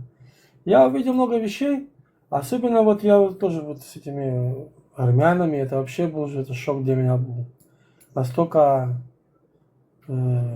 такое лицемерие, то это их не проблема. В конце концов, Израиль дал понять всем нашим врагам, что кто будет нападать на Израиль, это будет происходить вот то, что сейчас происходит. То, что сейчас происходит по периметру Ближнего Востока. Мы будем всех наших врагов. С нашими союзниками никогда мы не подставляли. Мы только помогали. Кто с нами сотрудничал, только имеет плюс. Те, которые начинали уходить, делить, видите, даже вот от Испании, Италии и других мы отказались торговаться с ними, там, военными технологиями. В конце концов, они же проиграют, мы это знаем. Не мы. То есть они в нас нуждаются больше, чем мы в них.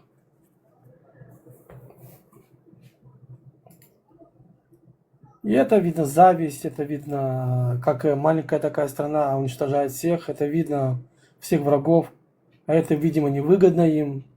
Но история показала такую вещь, что было такое, что наши союзники тоже кидали. Но мы дрались за свою землю с зубами. Мы стояли, мы знаем, что мы костями ляжем, но мы будем стоять за нашу землю. Это наша земля. Все, этого больше не будет, как раньше там пришли, выкинули и это. Такого больше. Подождите, стоп. Послушайте, можно я скажу свою точку зрения? То, что... Мы уже слышали твою точку зрения. Кто это? Нет, вы не дали. Она тут была уже. Это не я не она, я он. Я мужчина. Во-первых, давай. Подождите, Не дайте... надо нас тут разводить. Мужчина. Ну вот, дайте я свою точку зрения, как скажу. Говори, мужчина, говори, давай. Сколько тебе лет? Для меня Хамас это такое же террористическая организация. Если Хамас это террористическая организация, то государство Израиль это тоже террористическая организация. Под все такие же пункты попадает. Ну, подожди, под какие пункты попадает? Ну, ты можешь аргументировать что-нибудь? Если Израиль обвиняет Хамас в похищении людей, то Израиль уничтожает Израиль мирное тоже население. похищает людей. Израиль тоже похищает людей. Нет, но он уничтожает мирное население. Это не одно и то же самое? Нет, солнышко, он не уничтожает мирное население, уничтожает террористов. Нет, стоп. Да, Если, стоп. подождите, если в ваш Есть дом прилетит террористы. бомба, а на вашей территории... В наш дом уже прилетела бомба, такая бомба, что мы до сих пор очухиваемся. Нет, подождите, если... Вы серьезно с ребенком? Подождите, если вы живете на... Если вы живете на территории, которая Ребенок, контролирует... сколько тебе лет, ребенок? Да, иди, Я отдыхай. Ребенок. его опустил, Стелла. Это я Вам тоже сейчас хотел, да. эфир оглохнут. Стелла, это не ребенок, это мужчина. Ну, это такой, пошел Внушают, что пешком. они все мужчины. У них джуджулик растет чуть-чуть, и они думают, что они стали мужчинами. Стоп. Я ж так... Вот тебе армянский мальчик поднялся. Вот тебе. Ну, может быть, и базист, Леон, что ты смеешься? Не мужчина. Ну, по голосу это ребенок, который еще не прорезался голос. То есть он еще не дожил до того возраста, где мой голос становится мужским. Но это наглядный пример посмотреть, чему родители, чему семья объясняют. Хохлы, евреи, в принципе, один сброд собрался. Еще один красавец. Ну и тебе добрый день, и тебе не хворать. Ну, добрый. Слушай, Саляму алейкум. ну вот зачем ты так говоришь, хохлы? Ну, а когда вам будут говорить, вот там русаки Вот или что-то русский еще? Ну, зачем мусульманин, так? я сразу угадал. Так я не Ну, у русский. него же флаг российский, ну. Флаг же российский. Вот там уже методичка Ты работает не по полной русский, но программе. ты черножопый в России. Ну Я что, от этого чеченец. поменялось что-то? Ну, Я ну, как чеченец. вас называют в России? Турками, черножопыми, как вас называют? Кто ты, чеченец с русским флагом? Какой ты чеченец? Господи, шо ж ты позоришься, чеченец? Чукса. Ты чеченец, зачем ты так позоришься? Чё ты так упал низко, чеченец? Иди застрелись в Куда я голову. упал? По одному Очень говорите. низко упал. Ну, Флаг это хотя бы например. русский сними, чеченец. Ты свою историю не помнишь. Я-то Чеченец. помню свою историю. Ты позорище чеченского народа. Ебаш, секунду, подожди. Вот ты А чеченец, что не так? скажи мне такую вещь. Подожди, стой. Мне интересны эти вопросы. Вот я всегда спрашиваю, мне вот просто интересно. Россия напала на Чечню, да? Вы воевали, вы еще воевали 200 лет.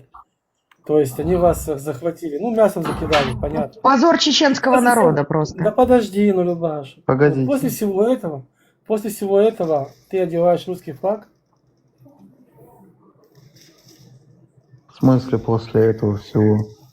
Короче, ты даже не чеченец, он не чеченец, да, на всего. Как Он вас не Ну, убивали? после войны. Он не- Погоди, а причины войны?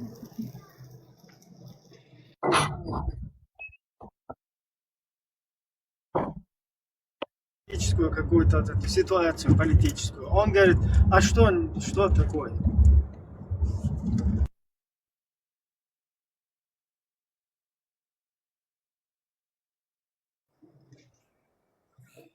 Ты чеченец?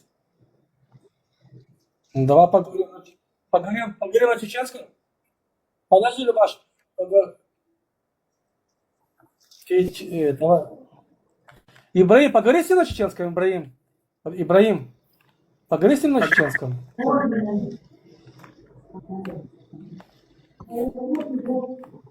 Хуаба, сунха, ценох чувств, любой мата истории. Скажи мне, вот тем более это, скажи мне, вот твои предки, деды воевали за твою родину, за твою землю, да? Пришли русские, неважно, кто-то к тебе пришли в дом, захватили твою землю, да? И ты одеваешь флаг ту страну, которая тебя захватила? Как та страна платит дань. Дань платит. Ты платишь дань. Ты платишь дань. Нет, нет, нет. Россия. Нет, нет. Россия. Ты который с русским флагом ходишь, что ли? Ну, не мне. В Украине джихад?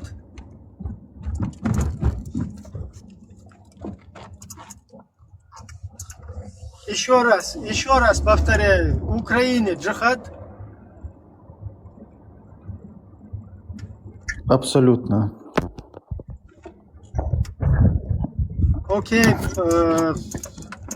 Установление слова Путина. Халифа, да?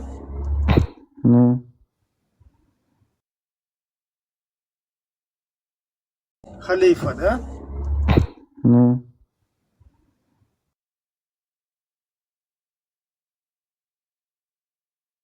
Этот Ну точно так же ведущий, тебя могут вот этим вот керзовым сапогом в одно место. Хохлов поддерживает. Это один же тот же народ, что и русские.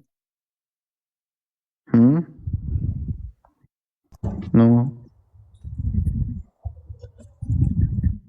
Один народ, если один народ, почему тогда напали русские на украинцев? Погоди, я не это имел в виду, я не это, я говорил про хохлов, это один народ с русским. Окей, тогда почему напали? Народ как украинцы.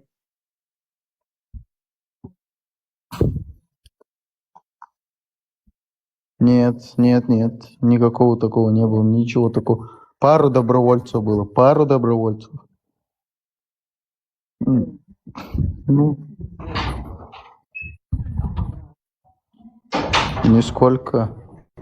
Ну-ка. Русские Так на той захватили стороне твою тоже землю? самое имеется. Русские захватили твою землю?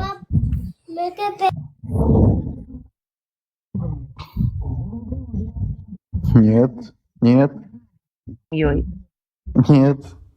Что за бред? Нет. Мальчик мой, мальчик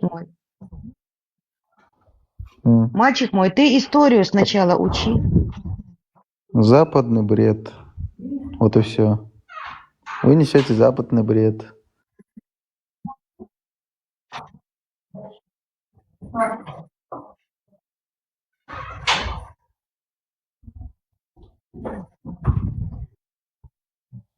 А чё?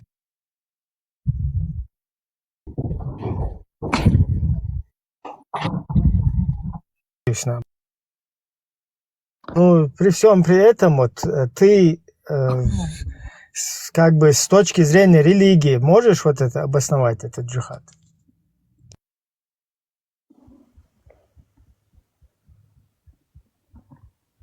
Что обосновать? То, что там джихад? Да, да. Ты сначала скажи, что такое джихад, чтобы мы понимали, понимаешь ли ты. Джихад — это смерть на пути Всевышнего. По исламу джихад — это смерть? Ну да, смерть. Тебе Ну, будет смерть шахида называется. тихо, тебе будет Джихад — это объяснять, путь что такое джихад по Всевышнего. исламу.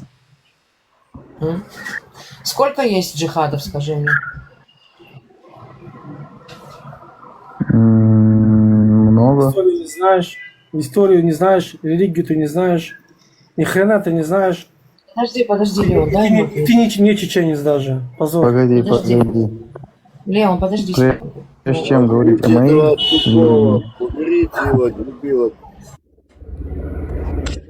Погоди, вот Ибрахим, вот Зачем вы этот... оскорбляете его? Подождите, Дайте ему мне нормально интересно. говорить. Погодите, дайте мне сказать. Ибрахим, этот ведущий, который поддерживает этих евреев, вот у меня к вам вопрос.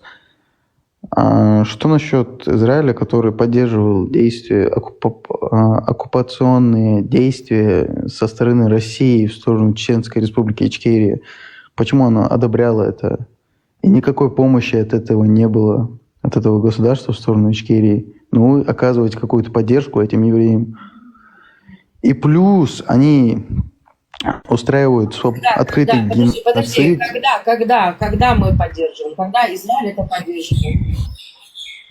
Кто сказал, чтобы остановить войну, это как раз таки Израиль. Во-вторых, кто здесь поддерживает, помогает. Мы здесь просто общаемся и Причем мы здесь просто же. дружественные отношения как бы восстановить. Здесь кому-то, кто... Что за бред? Чем, кто, ты вот на бутылке сидишь у русских, ты кому-то поможешь, что ли? Diana Хосанёл жук тию бабу видишь. Вот таких, как ты. Представь, ничего. ты на русской бутылке сидишь, вот тех, кто тебя там уничтожает, на бутылку сажает, и сидишь... Кто меня вот, уничтожает, мою мать алло? сейчас, да, на мою мать сейчас говоришь, евреям что-то хочешь сказать.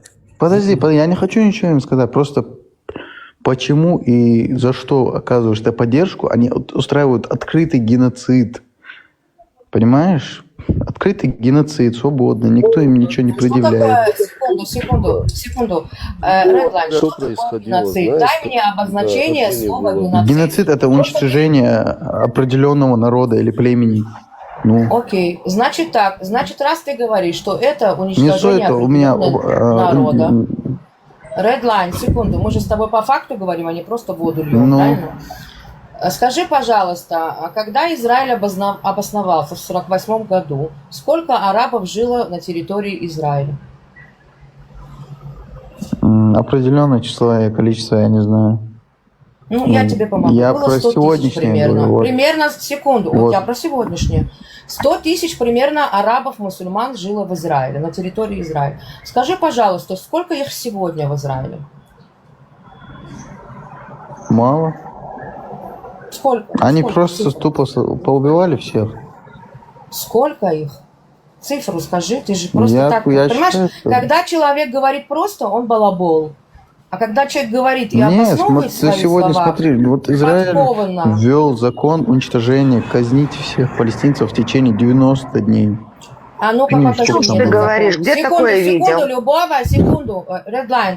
Мы с тобой будем прям пошагово еще. ходить, хорошо? Это ему Соловьев сказал. Мы с тобой будем идти пошагово, и я тебе буду показывать, как ты глубоко ошибаешься, и в следующий раз просто Ну. веди себя как мужчина. Если ты что-то заходишь говорить, будь, пожалуйста, добр, прочитай информацию конкретную, да, сам поищи ее, и потом приходи. Иначе ты будешь как зомби-ящик выглядеть.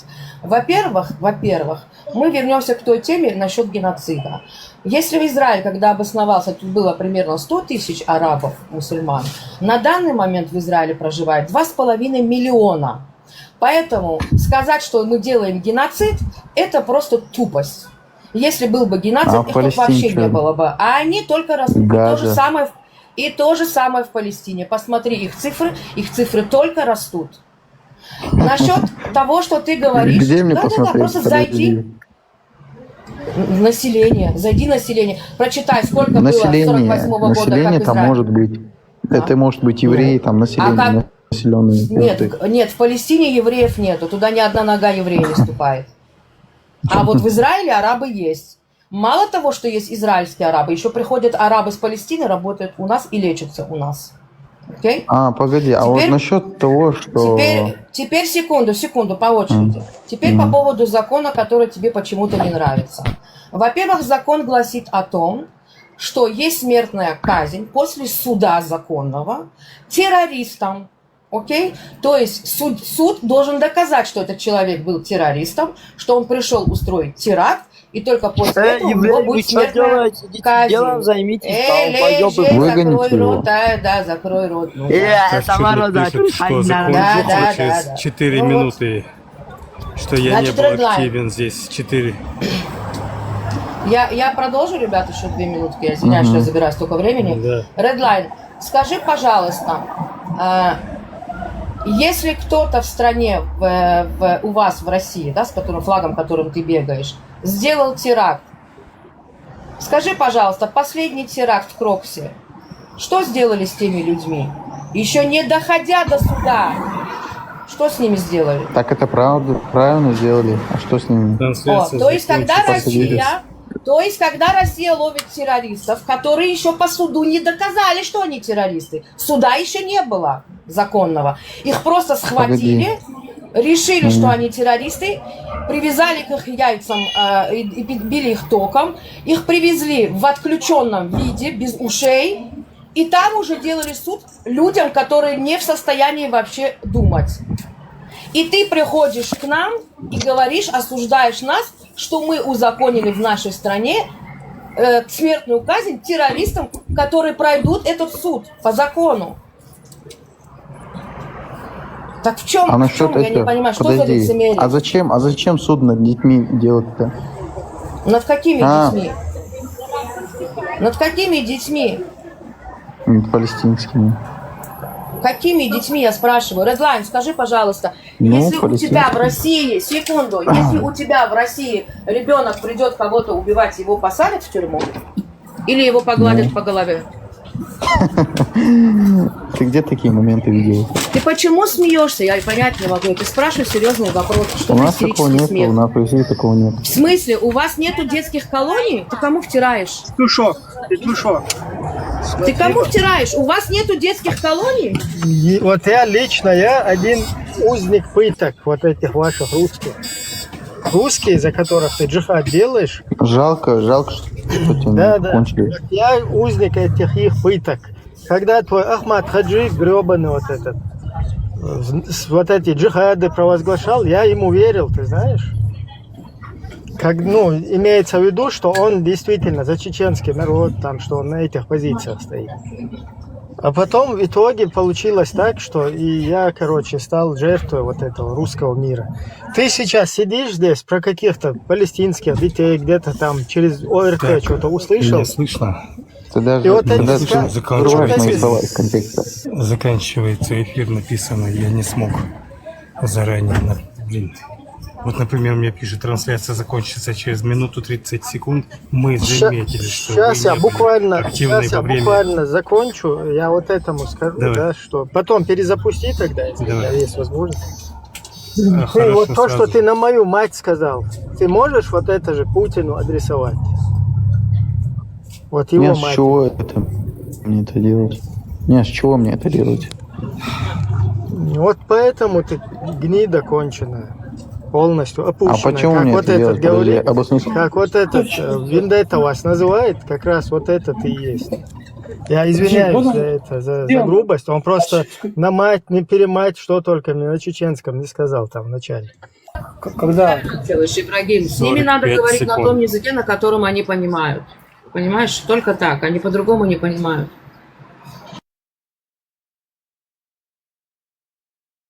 Редлайн, если бы ты был бы настоящим чеченцем, ты бы хотя бы воспитание вот это 30 кавказское секунд впитал бы в осталось, себя, ребята. ты бы не позволил бы себе, к старшему себе человеку, зайти и такое говорить вообще. Просто потому, что на Кавказе воспитывали уважать старших. Перезапусти шатинский. Чеченец, он какой-то Хорошо, я вонючий сейчас таджик или узбек. новый, наверное, открою. Как еще делать?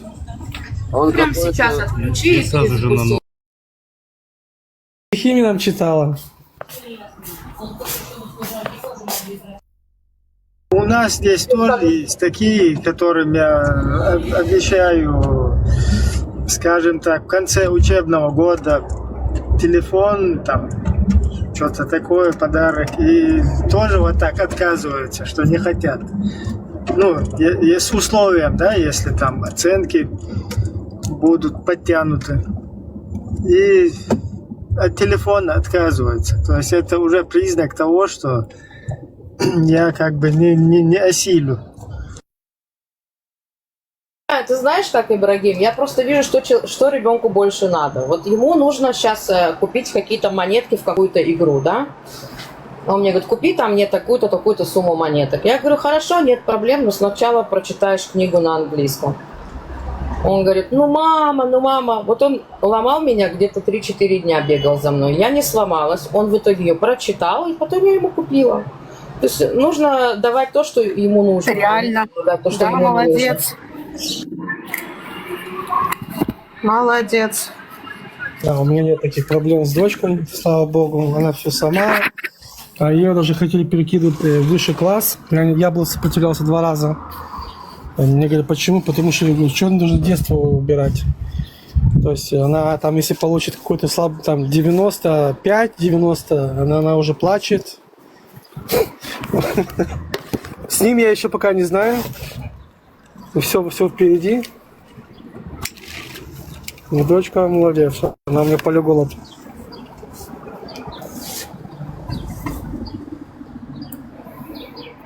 Но правда, Стелла, я думал, что у меня дочка была, это, знаешь, такой этот энерджайзер. И она просто отдыхает перед ним. Это вообще, блин, это ураган. Я ему купил этот здоровый джампер, знаешь, какой джампер, этот прыгать, да? Он с него не слазит просто.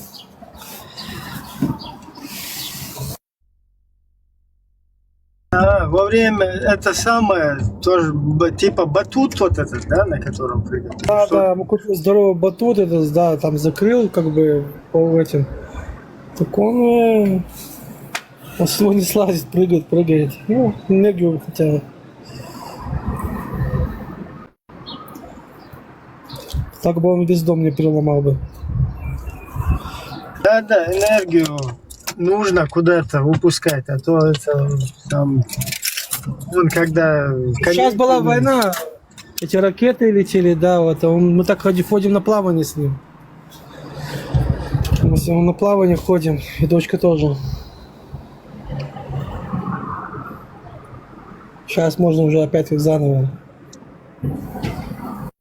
Так, есть у нас здесь русские, которые за шариат. Давайте, это самое.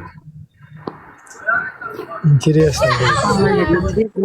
Вчера пропустил, таки столько заходило. Вчера какой-то, знаешь, проходной двор был вечером. Прорвало их.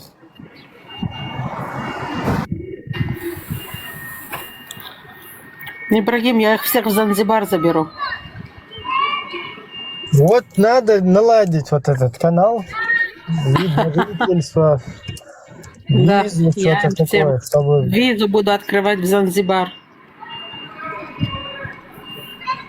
Так, Занзибар, это от Кении, Танзании далеко? Ну да, ну примерно рядом.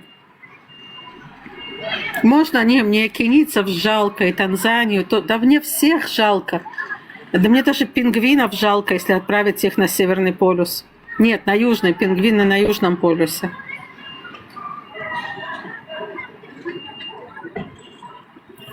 Ей-богу, жалко.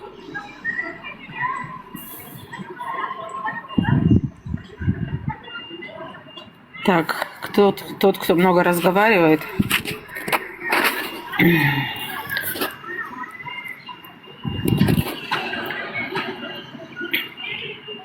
Стелла, ты где? Ну, ребята, кто смелый, идите сюда, пощекочу.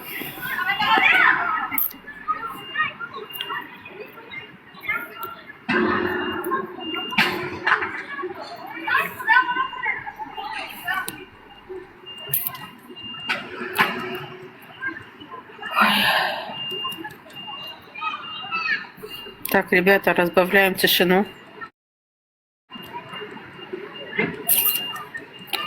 Так, я сейчас пару минут буду. Угу.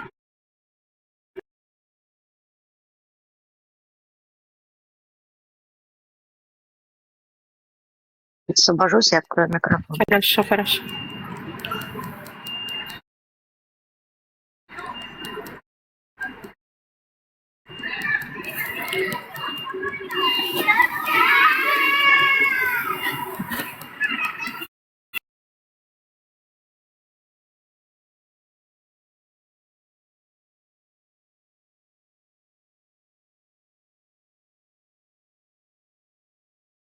Дочке 18 лет, что-то попало ей в глаз в школу.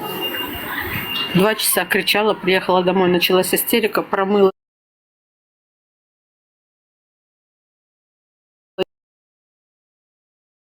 Кричала, вдруг все прошло.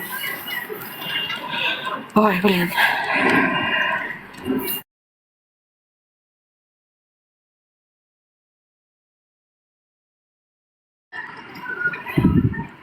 Ну, кто смелый, ребята?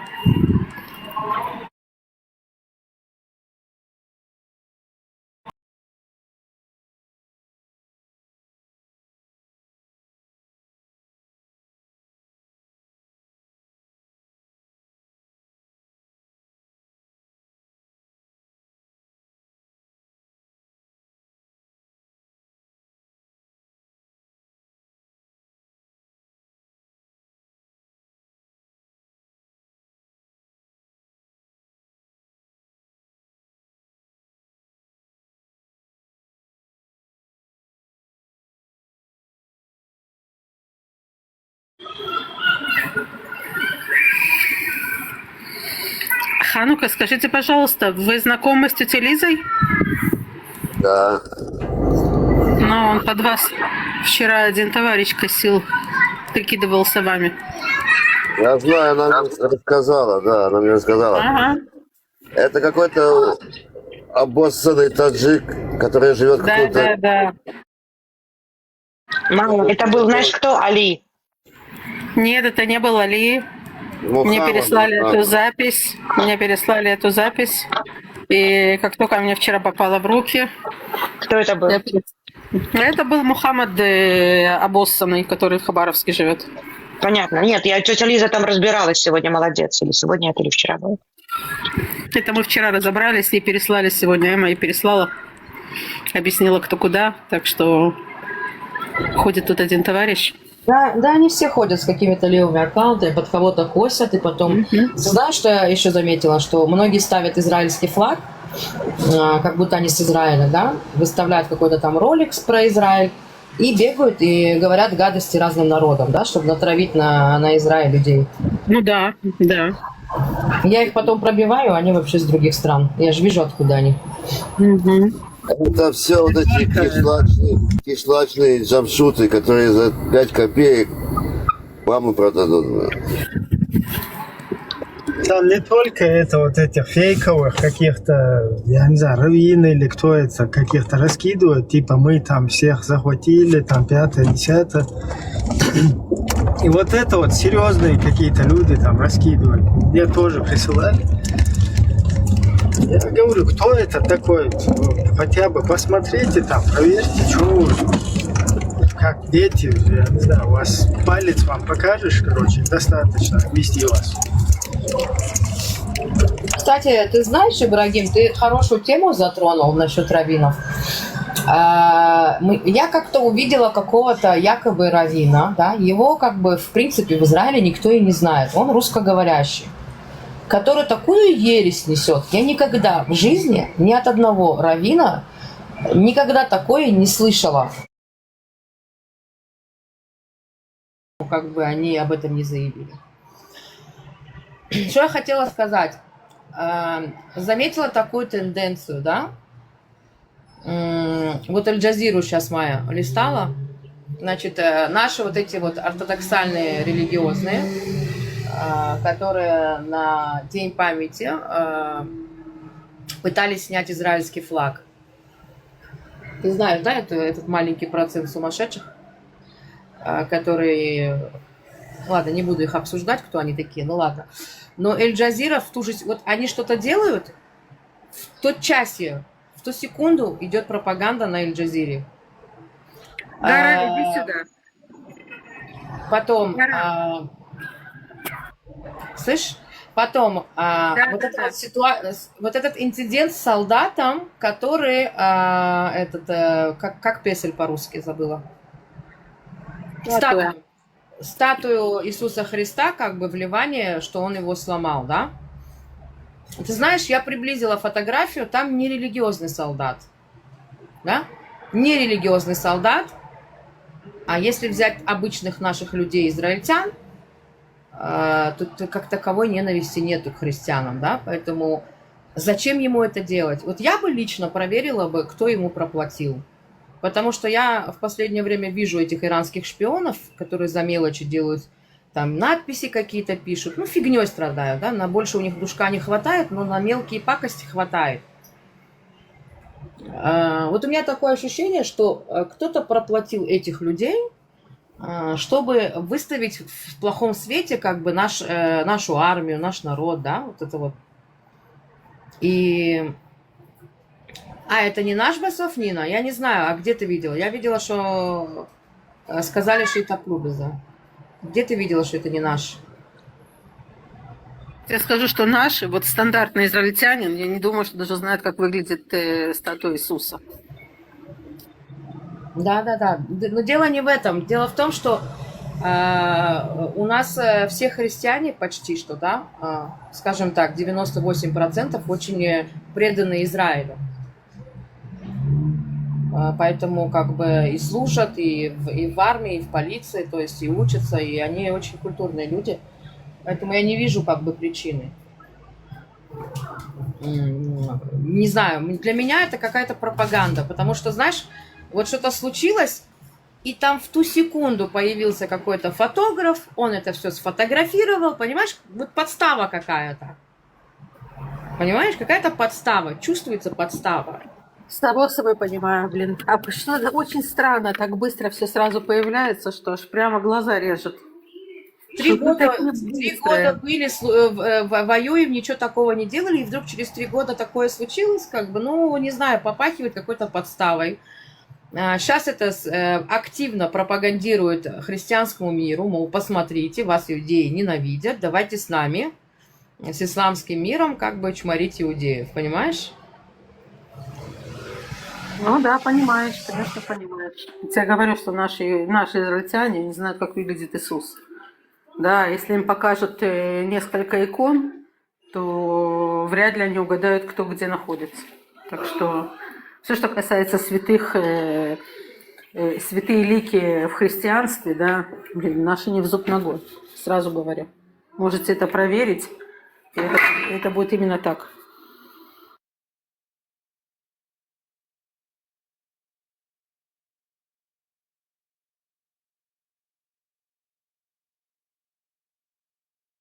Да, где опровергли? Надо посмотреть наш Довер-царь, что говорит.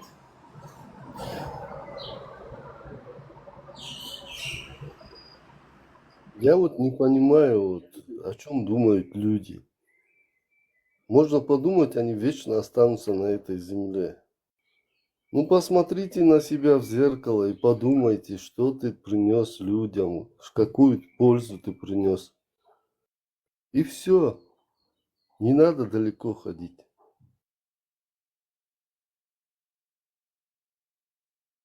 Это же так сложно. Это же еще надо включить мозг, разбросить своими этими частицами, шариками, роликами. Да, обратить внимание на какие-то вещи. Это же так сложно для некоторых. Там же прямо амнезия. Тут помню, там забыл.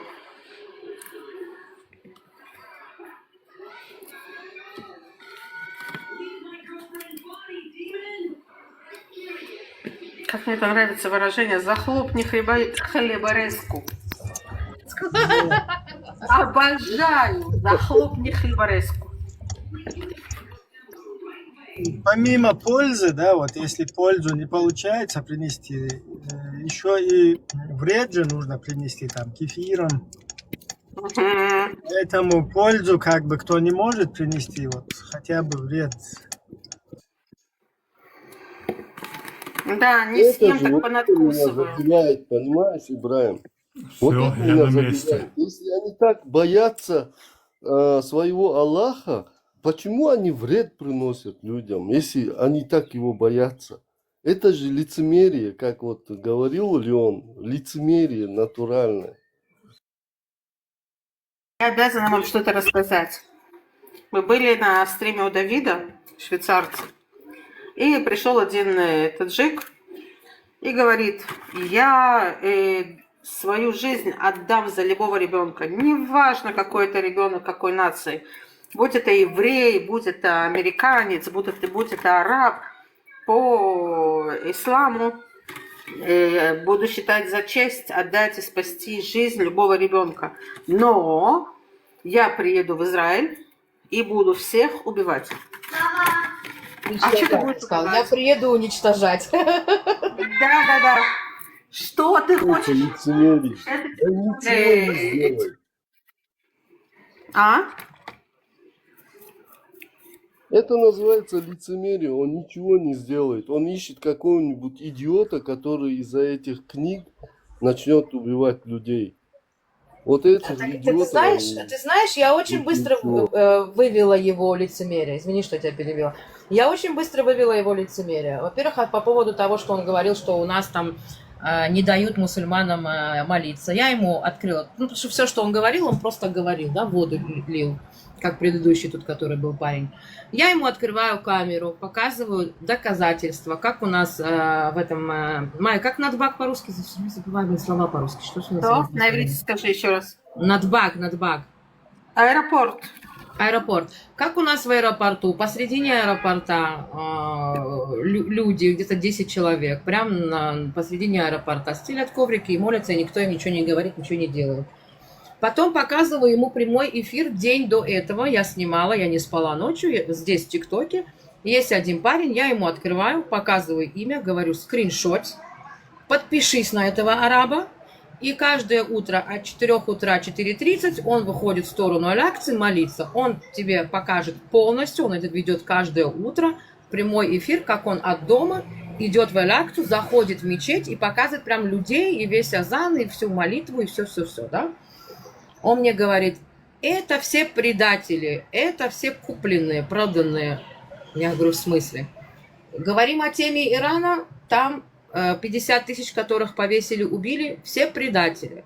Я говорю, слушай, тебе не странно, что ты сидишь в Таджикистане и говоришь до арабов, которые живут в Израиле, что они предатели? Он в России работает. На иранцев, на иранцев, которые вышли против своей власти просто на демонстрацию, которых убили, они предатели. Весь мир предатели. Один ты, который сидишь в Таджикистане, в Москве работаешь. Я говорю, кстати, ты работаешь в кафирской стране. Ты работаешь в кафирской стране, получаешь там налоги, платишь, получаешь какие-то деньги за продажу алкоголя. Тебе это по закону, я ему прочитала хадисы, да, которые его же пророк написал, что нельзя жить у кафиров. Но видишь, он такой, все кафиры, все плохие, один он хороший. Вот так вот примерно.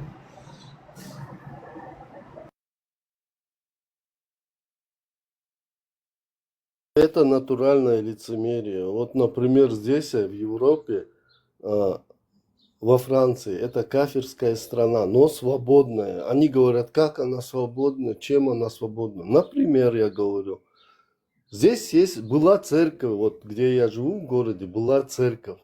Мусульмане там написали письма, там ходатайствовали, у нас нету места, мечети, то все. Можно мы эта церковь закрылась, и можно мы эту церковь возьмем, сделаем из нее мечеть. Им дали разрешение официально, они открыли в церкви мечеть, понимаете? Они, вот эти кафиры, они не лицемерят, они дают равноправие людям. А эти люди лицемерят. Когда им говоришь прямо в лицо, вы лицемеры. Нет, это неправда. Как неправда? Вы говорите, убивать надо кафиров, едете в кафирскую страну, просите там убежище, а потом, когда вы устраиваетесь, вам еще дают построить мечети. Это же лицемерие. Вы что делаете в кафирской стране?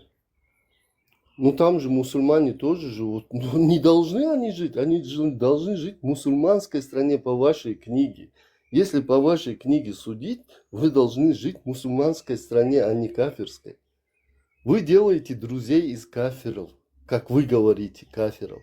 Но они больше верят в Бога, чем вы в этого Аллаха. Эти люди, которые живут в кафирской стране, они больше верят в Бога, чем они верят в Аллаха. Это факт. Ветеран, Машо. О, да, Машо. Так, приветствую всех. Могу я сказать? Можно. Конечно, механикам, дополнение сказали механикам, что я хочу сказать. Человек, который имеет свое мнение, он никогда лицемером не будет. То, что я имею свое мнение, придерживаюсь этого и всегда буду придерживаться, вот это послужило причиной, что я вышел из этого ислама. В исламе думать нельзя. Человечности там нету. Нету этого. А в секте, какой-то секте состоять я не смог. Потому что у меня есть свое мнение. Слушать каких-то мул, слушать каких-то арабов, язык которых мне непонятен, слушать их истории и восхвалять их я не смог. Я чеченец, у меня есть своя история. Я должен думать о своем народе. Боготворить арабов и их религию пустынную я не смог. Я не лицемер. У меня есть свое мнение, поэтому я из этого лицемера, как сказать, ушел от этих лицемеров. Потому что мне с лицемерами о чем я буду говорить? Я свободный человек. Я все. Ветеран, бусул батва, нохчи батва. Бекшбан, моду лучше. Ты за меня говорить не надо, я чеченец. Потому что я чеченец, поэтому я из ислама вышел. Потому что в исламе ничего про чеченцев не написано. Не признают они ни чеченские обычаи, ни адаты, ни традиции. Ничего нету в исламе про чеченцев. Ничего. Поищите, ничего нету. Поэтому ничего общего чеченцев с арабами нету. Ни истории, ни территории, ничего общего. Единственное, что у нас было, что наши предки воевали против них, когда они пришли на наши границы. Нас ничего общего с ними не объединяет. Вот когда эта Россия развалится, мы это увидим. То, что 1500 мечетей, медресе, все, когда финансироваться не будет, мы тогда посмотрим, где будут муллы. Будут они в этих мечетях бесплатно работать? Недолго осталось, я думаю. Там же открыто написано в аятах, и не спаслали мы вам эту книгу на арабском языке, чтобы вам было понятно. Ну, она была послана арабоязычным народу. Ну, чтобы понять эту книгу, я должен арабский язык учить. Зачем мне он нужен? Зачем мне арабский язык? Чтобы понять, пускай мне на моем языке, чтобы доступно мне было, пускай на моем языке для старушки какой-нибудь, для ребенка, для инвалида какого-нибудь. Мы не спаслали вам Коран или книгу как арабский судебник. Ваш Коран евреи знают лучше, чем вы сами. Чеченцы, я к вам обращаюсь. И арабский евреи знают язык, и Коран, святые писания полностью знаю. Здесь я убеждаюсь, удивляюсь в этом. Так что вам бы брать бы пример с евреев, со всех, которые изучают все языки.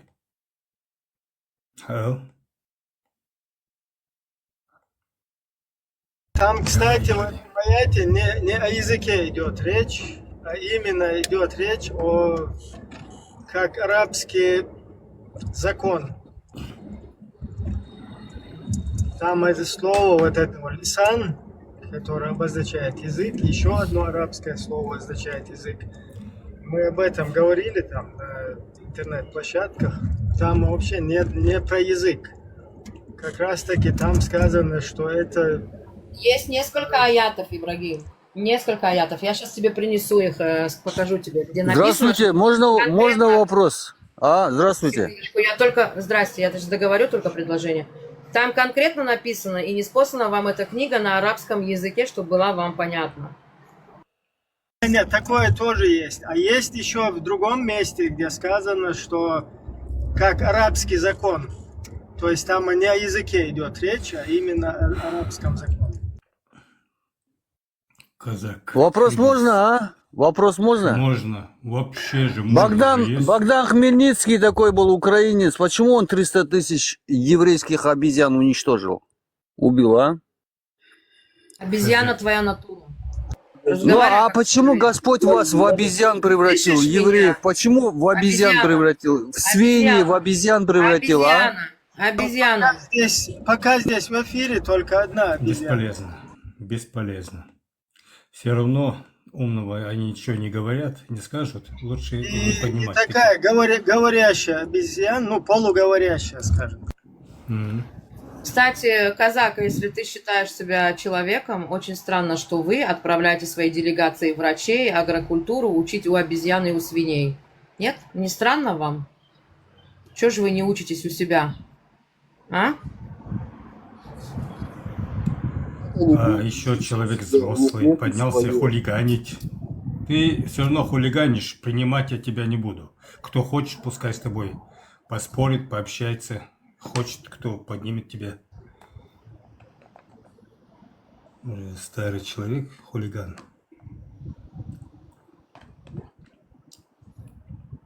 Не, просто нормально зайти, попытаться свою какую-то позицию, или если есть вот у человека какие-то претензии, да, там, к народу, к нации, к религии, вообще к политической там какой-то ситуации. Просто зашел, попытался отстоять свою позицию и самому... Украинцы, вас там убивают, а вы евреям жопу лежите. Это нормально, а? Украинцы, Не, вот вас там убивают, а вы евреям жопу вот лежите, смотри, а? ты вот дефективный, ты как бы... А ты себя- кавказская проститутка, тебе жопу порвут, дурнее понимаешь себя- ты? Дурнее себя вот ты считаешь остальных людей, что вот такое вот ничтожество, как ты, полоумное, что эй. оно кого-то настроит против Эй, кого-то. Ибрам, почему его не включают? Что вам нравится? сучьи Даете ему обезьяне нации. слово, Почему вас в обезьян превратили? не выключайте его. Так, он в этот, Выключите его. Пошел обезьяне. с этого Джеки Чан, Нормально, лучше полный общаться с городовой. нормальными людьми, вот, чем с такими. Выключите, Да нет зачем? Вам нормальных приятно у общаться них. с ними. Нет у них нормальных. Кстати, ребята, которые Это в исламе, свинья же, это свинья. каждый раз, Это когда вы хрюкает. поднимаетесь и разговариваете в такой форме, вы показываете, что мы на правильном пути, что мы правильно делаем, что у вас ничего святого нету, что вы обычные животные, стадо, которому что-то втирают в ваши пустые головы. И единственное, что вы можете делать, это оскорблять каких-то других людей, считая себя людьми. Кстати, Люди- казах, я тебе скажу, что если ты посмотришь, сколько у вас миллион народа живет в Казахстане, и сколько у вас земель, у вас до хрена земель, вы настоящие оккупанты этого мира, земного шара, да? Есть места, где людям негде жить, люди, у них даже своей страны нету, например, как курды, да? А у вас есть земли пустые, которыми никто не пользуется, и вы еще нагло свой рот открываете. Окей? Поэтому много не звездите, а то мы, иудеи, за вас возьмемся и ваши степи превратим в прекрасные поля цветущие, куда посадим жить другие народы, у которых я нету скажу. своей страны. Если человек начал хрюкать, я его выключил бы. Зачем слушать таких? Лучше нормального человека послушать, чем свинью-то. А я что хотел сказать? Вот возьмем нас, чеченцев, что сегодня у чеченцев проблем нету. Вместо, чтобы поехать куда-то в Мекку, собираешь деньги, люди там годами собирают, не едят, на здоровье потратить, на детей потратить, на образование. Я говорю, здоровье куда потратить? Я же знаю по примерам это. Собирают эти деньги, едут куда-то поклониться. Ну что, человеку больше в жизни это делать нечего. Некому помочь, что ни у кого соседей больных нету, старых нету. Я же это дома видел, эту картину. Люди собирают деньги, до того обманут, он едет туда, поклоняется какому камню, приезжает и там какую-то повязку надевает и хочет среди людей выделяться и требует какого-то отдельного ему особого отношения, чтобы его уважали. А за что тебе? То, что ты все эти деньги поехал, потратил, там отдал этим арабам, поклонялся, что ли, вокруг камня походил, за это тебя уважать. Я человека буду уважать, наоборот, если он потратит эти деньги на благосостояние народа, в экономику, в больницу куда-нибудь отдаст, лекарства купит больным, которые денег нету. Я вот таких буду уважать. Пускай на семью потратит. На соседскую старушку, старика кого-нибудь. Сейчас в Чечне очень много народу больных сахарным, диабетом, онкологией. Что, некуда эти деньги потратить, что ли? Кроме того, что это арабам отдать-то. Пойти пососать камень тоже хотят же люди. Поцеловать, да? Видел, как они друг на друга лезут? А этих свиней слушать, они будут хрюкать, не надо. Минуту послушали, видно, что зачем? Это конструктивного диалога не будет. Это свиньи-то, натуральные свиньи. Да, как бы чуть-чуть показать просто, что из себя представляет, и потом... Показать их культуру, их язык, на каком языке они на животное общаются. Показать просто человека, Сразу минуту посмотрели, все. обезьянник спустить сразу.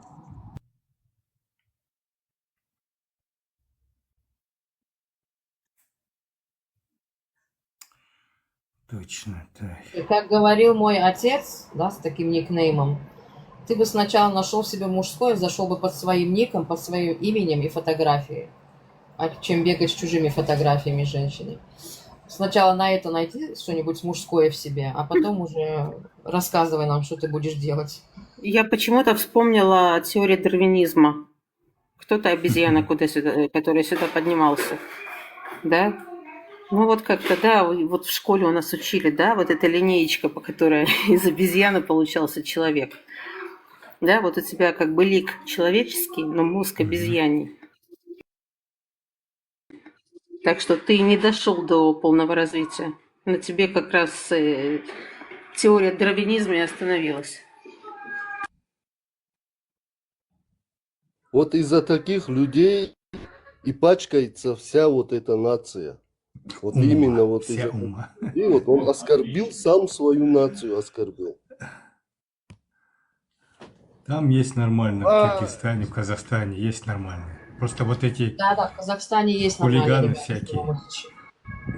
Целенаправленно людей Ветеран, так превращают... это удивляет, что именно взрослый человек зашел, да? Не какой-то молодой дурачок, а взрослый человек. Наслушался телевидения, новостей, пропаганды. Да, какой-то алкаш. Вот я вам клянусь, такие люди, которые себя так ведут, это неудачники, алкаши.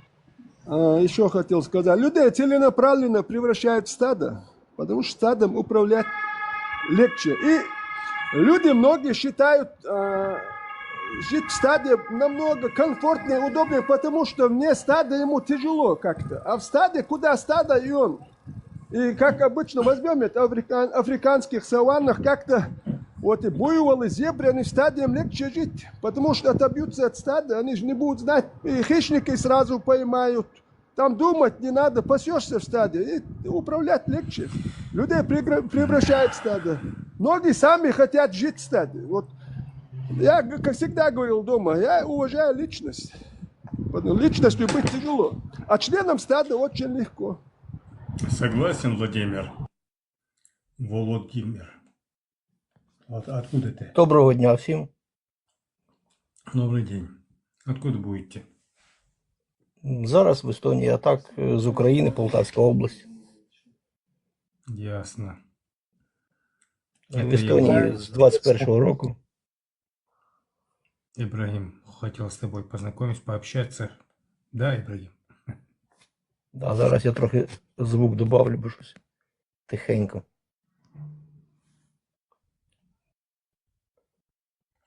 Да, питайте, ви щось хотіли запитати.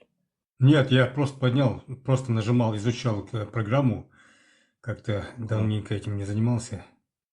Гляди, и ты поднялся, значит, я нажал на тебя. Угу.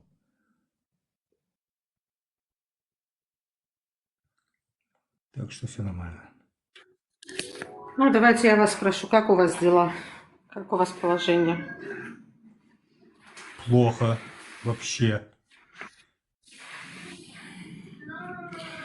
Откуда вы, где вы живете? Бухло закончилось. Вот и плохо. Он из Эстонии, из Литвы, Латвии, из вы ко мне Балтийской республики. обращаетесь? Да, это к вам. Полтавська область. Місто Горішні Плавні. Ага. Очень приятно. Є таке файне місто. Ага. Зараз в Естонії з 21-го року, точніше. Ага. Діти довчилися, вже закінчили школу та поїхали додому далі вчитися. Ага. А ми з жінкою теж збираємо речі та вже будемо їхати. Владимир Короче, вам из Балтики. Дома лучше. Как-то тянет. Всегда лучше. Дома всегда Ну и так, лучше. 5 років тут протерпели из-за детей, что надо школу закончить. А так. Ну, правильно сделали, чтобы дети могли спокойно доучиться, чтобы дети могли стать на ноги. Ну да, бо я вже земляк ушел? в в 22-м собирался домой, как только это началось. Ну там хлопці, що пішли воювати, кажуть, та почекай, у нас тут черга. В смысле, очередь большая, блин, воєнкомати. Даже гроші платили, я знаю, що в воєнкомат, щоб попасть в армію. Ну, а тепер вже їх нема. Как говорил мой отец, что ты там сидишь? Ты хочешь, я повторила, что я сказала? Да? Хочешь меня записать? Давай я тебе повторю еще раз, запиши и пойди в консульство, хорошо? Тут у вас такие Вот это- интересные кадры были. Да. Вот я как раз для тебя, для человека, который хочет чужой женской фотографии, которого нету мужского ничего, чтобы написать свое имя, свою фотографию поставить, заходит по эфирам. Говорю, официально говорю, да, как израильтянка. Каждый раз, как будут заходить с Казахстана антисемиты, называть нас всякими оскорбительными словами, я их предупреждаю. Придем строить небесный Иерусалим в степях Казахстана. Записал? Майя, я тебе знаешь, что скажу? В твою поддержку. То, что эти казахи, киргизы там выпендриваются, сам Бог их накажет. Ведь многомиллиардный Китай рядышком под дыхом живет, находится, только и ждет, пока русня сдохнет там. Так уйгурский вариант он не устроит. Уйгурский вариант он непременно там будет. Так что пускай сидят, молятся на Израиль, чтобы они победили, чтобы Украина победила. Я знаю, что хотела сказать, Шалинский. Я заметила, что те, которые тщательно старались за все это время против Израиля идти, да, взять Дагестан, взять Индонезию, да, в которой было землетрясение там, или что там было, потопы. Ребят, мы даже ничего не делаем, вы понимаете, вам все Боженька возвращает. Вот каждый народ, который несет какую-то ненависть к какому-то народу просто так, не имея нас ни одной границы, у нас нет общей границы с этими народами, у нас нету никаких делений, да, просто так, вы ненавидите нас просто так, мы даже не живем в ваших странах. Вы нас ненавидите просто так, и Боженька вам все будет возвращать по мере, так, чтобы вам было чем заняться, кроме ненависти к нам. Он вас займет этим. Так что китайцев немножко останавливает то, что у России-то и всего-то навсего ядерка. А иначе бы киргизы, узбеки, все отошли бы туда. 100%. 100%. Они и так все так и будет. скупают. Они и так все скупают потихоньку. Да, земли скупают, территории скупают, заводы скупают. Все скупают. Так что Ферганская рискуйте, долина. потеряйте. Говори. Угу. Да, извините, что перевела. Да, Майя, говори, я просто мыслю вслух. Нет, все нормально, и продолжайте, я не буду мешать. Я же забыл, закончила. Ну, я тогда подкину уголька, Ферганская долина, Казахстан. Ребята там и земли скупают, заводы скупают. Люди работают на китайских производствах. Так что, не спешите, пожалуйста, не спешите. Все за вами придут вовремя. Работайте себе, живите. За вас все решат. Казахстан под юрисдикцией Китая сейчас уже давно, потому Россия и не может его захватить. Она бы уже давно его захватила с удовольствием. Помните, когда Да, вот они и Назарбаев... воюют. Историю несколько лет назад с Назарбаевым, помните, как Россия вошла со своей армией в Казахстан быстро, в общем, помните, через несколько дней она же и вышла оттуда со своей армией. Да-да. Почему? Вот и думать, почему. Потому что пригрозили им китайцы, цыц, вон отсюда, это наше. А иначе вряд ли бы Да, ушли. потому что они давно бы уже начали по всем этим странам уже.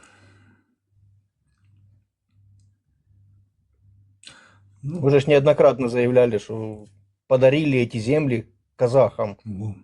Хотя территория Московии – это территория Казахстана была, между прочим.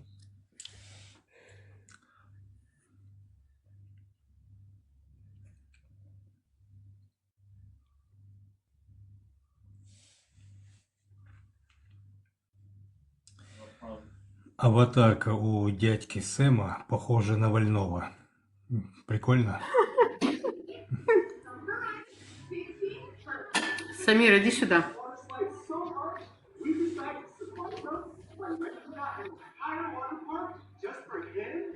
Самир, поднимайся, что скажем тебе?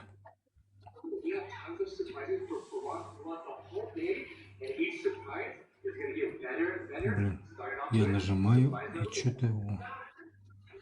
Механик.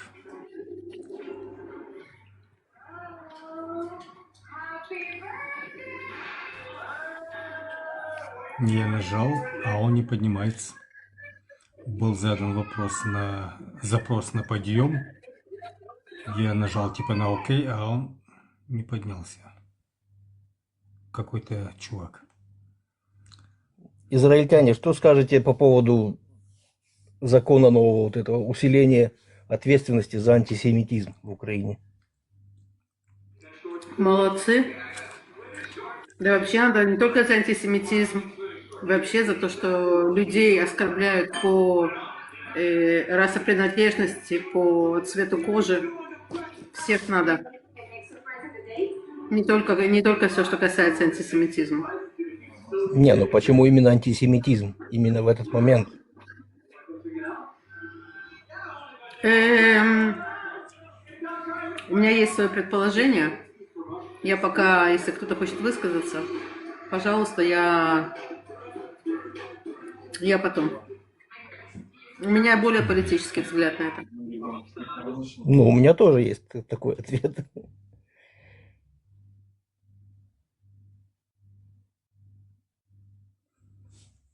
Кто-то хочет что-то сказать по поводу этого закона? У меня просто такое ощущение, что Америка надавила на Украину, тем самым я боюсь что-то сказать, что-то ляпнуть, потом кого-то обижу, потому что Так, нам у меня тоже свои... надо придумать, как украинцы придумали себе. Нельзя говорить на Украину, надо сказать, вот я и говорю русским. Нельзя говорить на Кавказе, надо сказать в Кавказе. В Кавказе россиянцы, в Кавказе. Сейчас уже есть варианты под Кавказом. О, бляха-муха. Под Кавказом это вообще... Но у них стандартное выражение, они идут войной на Кавказ, на Украину. Да, видимо, оттуда это как бы сформировалось, да, вот это, что места, которые называют, это значит те, на которые шли войной. Ибрагим, в 91 году, когда первый раз своими ушами я услышал это слово «Чечня», я был в недоумении. Что? Что это было? Первый раз. Ну, частично было у меня немножко разбито сердце. Неужели нас так... Я это воспринимал, ты понял, как? Но мне же, в принципе, старший, тогда я помоложе был старший, мои товарищи сказали, неважно, молодой наш друг, как они... Нельзя на мнение, реагировать на русских, на то, что они как нас называют, наплевать. А уже незадолго до этого уже появился у нас Дудаев, Свобода и все такое пошло. Это уже другая история. Вот. Назвали нас Чечня. С тех пор-то я-то и называю Русня их. Логично. Справедливо. Но вы понимаете, давайте сейчас... Мне вот в немецкоязычной среде, в стране, в особенности в Австрии, русских немцы называют чурками. Я здесь говорил много раз об этом, и это слово применимо строго у них к русским. Это слово на немецком звучит так. Чушен. В разных диалектах как чучен или чушен. Так? Смотри, что блокнули эфир. Такая вот история. И с тех пор уж, тем более, когда мне стало ясно вот это вот, скажем, история с этим, вот пришло мне. Пришло, да,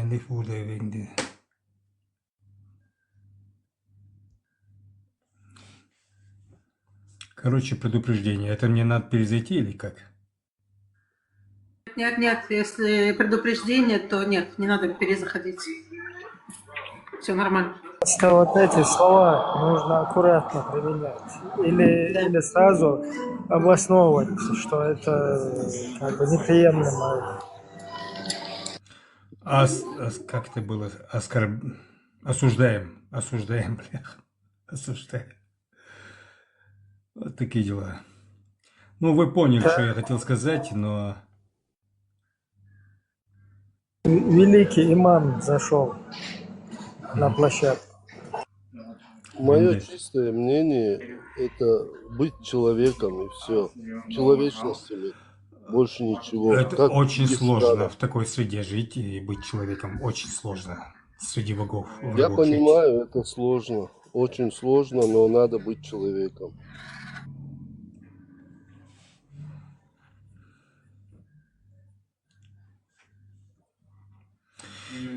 Нашел. Так, среди редисок жить и человеком быть нелегко. Этого человека тоже довели до такого состояния вот из-за этой религии. Этого человека довели. Я имею вендетта. Вендетта, марш воин. Не дохнет просто. Владимир. Там один минус 50, один минус 90, вообще классно. Мне очень нравится. هذا بسم الله الرحمن الرحيم السلام عليكم ورحمة الله وبركاته والصلاة Оливье, винегрет, цезарь, кабачку и кратус, بعد. Я ждала этого приветствия. Требую, чтобы к своей молитве добавил хумус. Во именем Отца и Сына и Святаго Духа. Вот тебе хрест, ешь не веришь. Аллах воскресе, Аллах воскресе. Вам, грязным кафирам, наджасам, яхудам, безбожникам, многобожникам даю только чеченское, языческое приветствие кафирское. Марш довол, приходите свободным. Марш. Как дела, Вендетта? У меня, когда ты поднимаешься, или я захожу к тебе в эфир, знаешь, у меня такое вот ощущение, что мне надо вытянуться вот так, знаешь, как по стойке смирно и ждать вот этого призыва. И понеслось. Вот расслабляюсь и начинаю улыбаться. Вот он, что когда он скажет. Я просто вытягиваюсь такая, да, и с улыбкой такая, ну, когда это произойдет?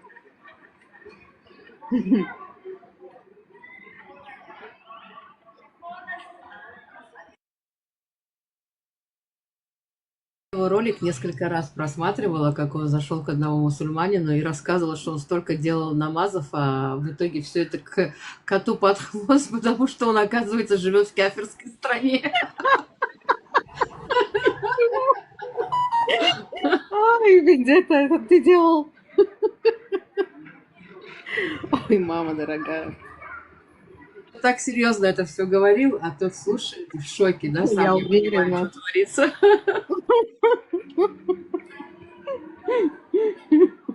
Профессионал.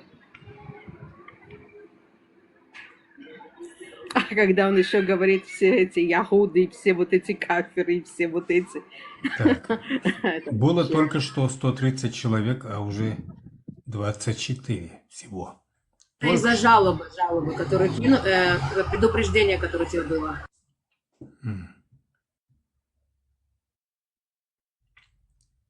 Моджаду нет, как обычно, да? Нет, Было, пока было. еще нет.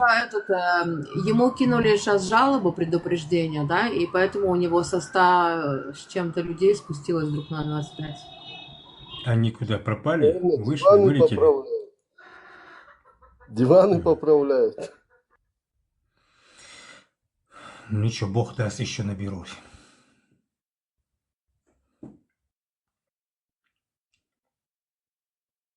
Это несправедливо.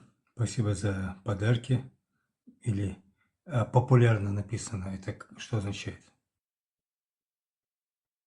Шалинский, ты знаешь, у меня не получается поделиться твоим эфиром почему-то. Он мне пишет, что не дает.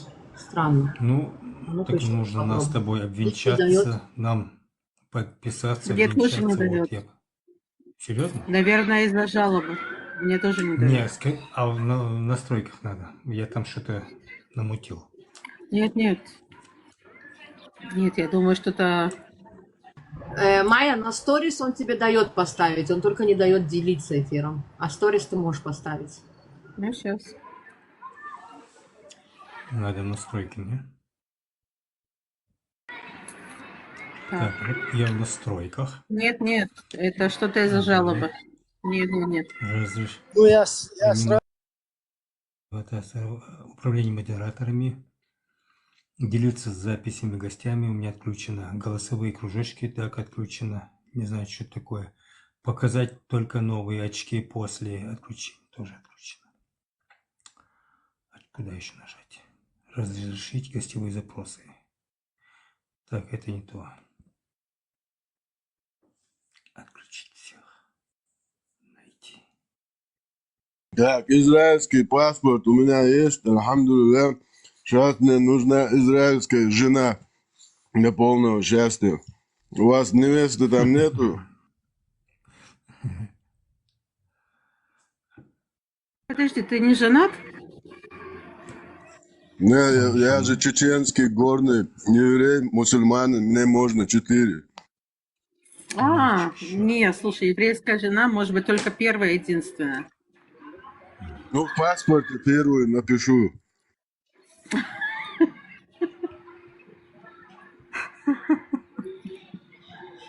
Осуждаю, осуждаю.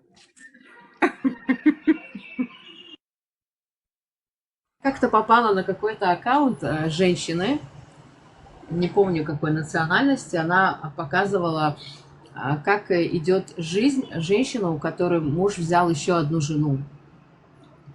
Я не знаю, зачем я потратила на это полчаса своего времени, но я просмотрела ее ролики, несколько, да.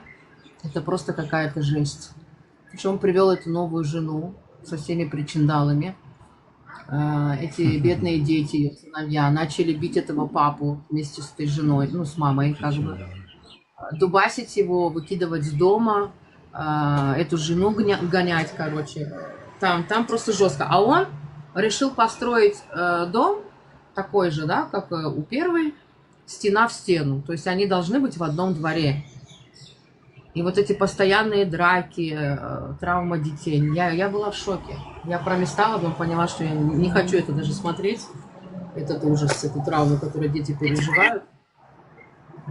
И ушла. Был на эфире у Давида один вот этот товарищ, да, как раз дочку укладывала, я сидела тихо. Выключила микрофон и слушала. И зашел один и рассказывает, как он привел вторую жену. Первая жена сначала ушла, обиделась, подебоширила. Потом от того, что у нее не было выбора, она решила вернуться и успокоиться. И что вообще женщины, они такие безвольные и, как это сказать, когда нет мозгов, не тупые, не глупые, а без... Стоголовые. А? Стоголовые. Вот что-то, да, такое, да, пустоголовый, вот, да. И Давид его спрашивает, скажи, пожалуйста, ты то же самое думаешь о своей матери? Твоя мать, которая тебя родила? Он говорит, да. У меня как раз ребенок заснул, и я как на него сорвалась. Я его так опустила. Я просто рвала и метала по нему. И вот, знаете, муджайды это как ценят? Когда они говорят о женщинах, они говорят о чужих женщинах, а проецируют это на свою мать, на свою сестру, на свою дочь никто не ходит. Вот чужие женщины, которые люди им выдают, думая, что вот эти люди, что это вообще мужское создание, вот им отдают, вот о них они говорят, что у них там, как их пророк сравнивал с ослами, с собаками, с нечистью, с наджасом. Да-да, несчастье приносит только женщина, лошадь и жилище. Вот в таком роде. Вот эти, короче, двуногие существа сравнивают вот эти же. А когда ты им в лоб, алло, 29-й, а твоя мать тоже такая, короче, а твоя сестра, а твоя дочь, тут их замыкает. Понимаешь? Дальше своего носа думать, видеть не хотят. А когда ты их заставляешь думать, хоть через «не хочу», они начинают, короче, на тебя обижаться. Это был чеченец, который сказал на свою мать, что она пустоголовая. Представляешь? Я бы порвала. Майя, а у нас нету вот этого армянина в Израиле, который в ислам пошел, который говорит про своих родителей, что они кафиры, что-то кафиры. Да. Он про своих родителей говорит. Про своих родителей. Свою семью, про свою невесту, которая была у него. Потому что Мухаммед свою мать и своего отца отправили в вечный ад. И, короче, Мухаммед вместе с джамаатом, с муджайдами идет в вечный публичный дом Аллаха, Фирдоус, голубой дом Аллаха. Вечно совокупляться с гурями. Вот вся мечта муджайда, мусульманина.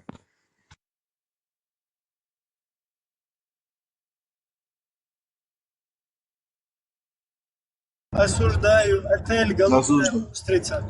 Да. Это для чеченца даже предлагать такой рай, этот бордель, неприемлемо. Зачем мне нужен нахрен этот рай, в который я не могу пригласить свою мать, своего отца, свою сестру? Потому что это правда религия была. Если был бы это Мухаммада религия, да, понимаешь, если он сам придумал бы, он тогда отца и мать забрал бы. Но это была Всевышнего религия. Отстопила. Смотри, какой я человек там простой. Чеченец, а? Убери, блядь. Опущенный.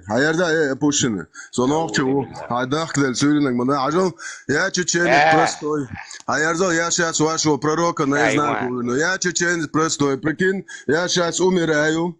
Потом, короче, день суда, ваш Аллах этот, короче, с кукухой поехавший, день суда устроил.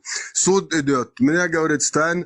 Вот видишь твою мать, твоего отца, да. Они идут в вечный ад, вот ты идешь, вот публичный дом. Я посылаю Аллаха нахрен вместе с Мухаммедом. И иду в вечный ад. Алло, опущенный.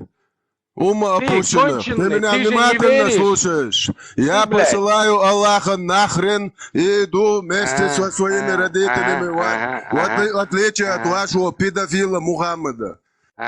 Я твою маму ебал. Ты меня... Маму Аллаха могу тебе дать. У меня в багажнике она. Аллах, знаешь, вот эту шлюху. Я тебя могу подкинуть. Пидорас, блядь. Говно ебаный, блядь. Стоп. Осуждаю. Подожди, это русский за шариат опять или как? Не, сразу его это самое не выкидывайте. Алейкум рахматуллаху ва баракату. Молчите все. Бетбой. Да, блядь. Давай, на, родной.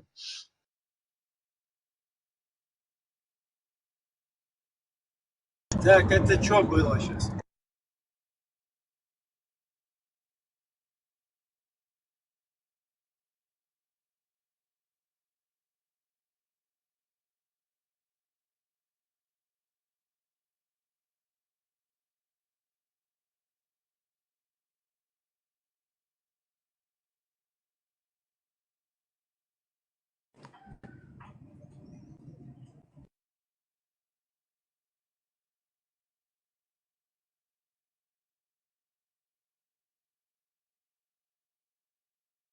Они вот это прекрасно знают, что это ненормально. И видите, когда ты начинаешь нормально проецировать...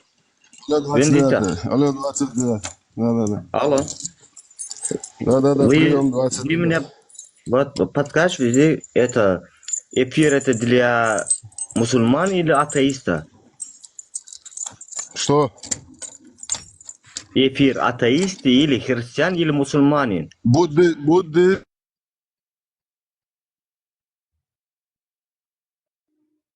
Буд Рашидус.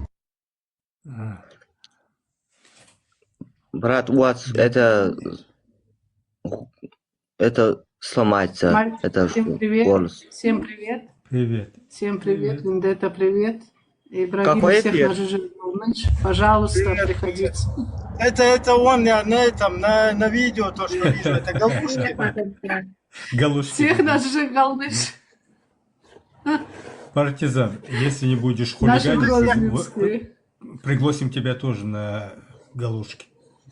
Какой? А ты хулиган, вай, хулиган, а ты кто по Ну, нации? без шутка, братья. А ты кто по нации? Слышь, брат, Есть, скажи минуточку. Не сломаем звука.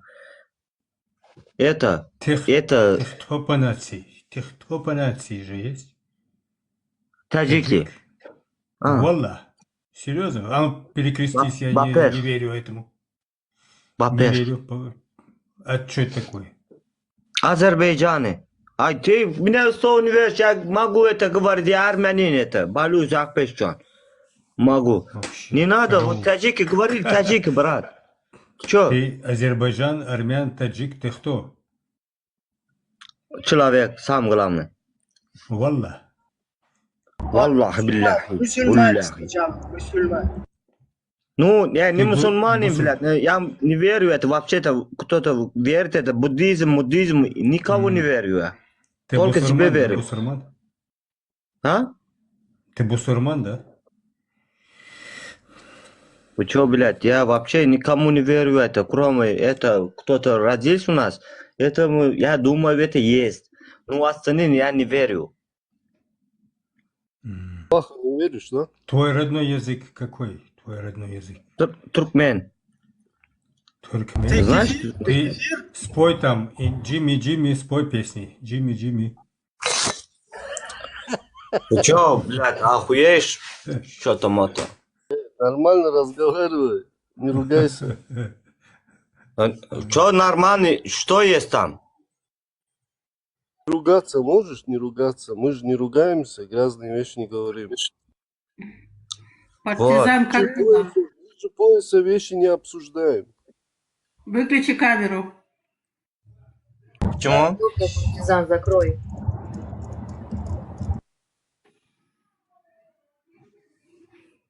Как на главный экран Амирку вывести, чтобы она галушки лучше показала? Посмотрим, не знаю. Нажимаешь на ее окошко, у тебя сверху показывает, как можно поменять и с каким номером. И меняешь. Я нажал увеличить. Я по-другому как-то. Брат, вы откуда? Оба. Я индийский. Я люблю индийский. О, мо. Короче, корова. Уже предупреждение пришло, что показывает ненужные вещи. Мне тоже. Ну, брат, слышишь меня? Который индийский. Какой красивые галушки же есть вообще. В Таджикистане так любят, так кушают галушки. Или туркмен. Никакое вещество там не показывается на видео. Это чеченские Можно отдать слово один раз. Нихуя тебя, блядь. Чеченская национальная еда. Да вырубись ты, подожди. Чеченская национальная кухня. Галушки называется. Что-то похожее там на макароны, что-то такое. Да. Так Да что... нет, не похоже. Это близко не похоже. Не знаю, с чем это еще сравнить, да, там на русском. Вот наши вот эти галушки. Бабушка моя делала с кукурузной муки. Бабушка моя делала с кукурузной муки. В супермаркете купила, Да, они продаются. это вообще уже лучше. Да. Так с кукурузной они оно были цветные, вкуснее. Разного цвета они были, где я купил в итальянском магазине. Не, это уже не то, это уже не то. Но я же кушал. Это уже не то. Нет, это не то. Разбавляли цвета.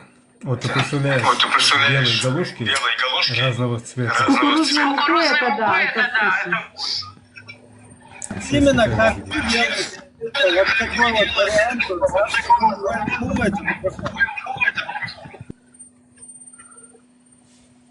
Где-то я выключила от тебя микрофон, потому что у тебя очень фонит.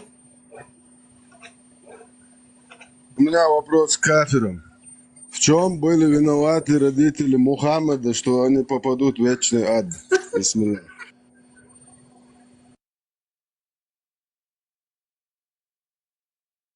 Фартануло, да, чутка?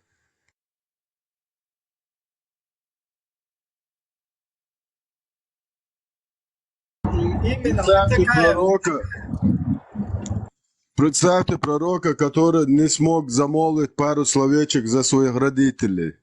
Алло, 29. Пророк, который даже не смог пару словечек замолвить там с Аллахом, тет-а-тет переговорить насчет намазов там, на Аль-Бураке там ездил, пока коленвал Аль-Бурака, короче, не истощился, туда-сюда мотал. А насчет своих родителей словечко не замолвил Аллаху. Не сказал ему, чтобы он смилостивился. Вот это мощно. Это самая говядина или барак? Это говядина. Говядина. Халяльная свинина. Халяльная свинина. Просто кошерная. Такое мясо я покупаю по килограмму по 8 евро. У нас оно, жиром, я с костей. покупаю его, да, с костей это. Нет, Да, это да, не да. свинина, это говядина. Я И свинину сколько домой не стоит у заношу. вас? В Израиле, да? Я Сколько брала стоит? 55 шекелей. Это сколько выходит в евро, Майя? О, дорого. Это 16, 17, 18 евро. Примерно 18 евро. Дорого. Вот Да, такой это я еще вот торговалась. 8. Это я еще торговалась. Ух ты. Это я еще торговалась. Ну, примерно как и в европейских городах. Можно сопоставить цены. Ну, в Вене я 15, скажу, что по 8 16. беру их. Для галушек, для мяса, для супа. Ну да. Мясо по 8 ты берешь? Да, на базаре. В У нас таких цен нет. Юзенштетте-штрассе, знаешь, по Это метро вот я новое, по беру линии. мясо осаду называется. Как это, я не знаю. Это на кости именно, вот ребра на кости. Так и называется Ну да. осаду. Осаду, Да-да. да. Осаду. Ребра на костей. Вот это я беру за 8 евро в Вене. Грудинка. Ну, у вас дешево, да, у вас дешево. У вас дешевле, чем у нас, конечно. Не, у нас есть и дорогое мясо. Ничего себе, Именно дешевле, для просто супа, не знаю, грудинка или я в этом мало разбираюсь, но для супа за 8 евро в кило я беру. С костями, с жиром.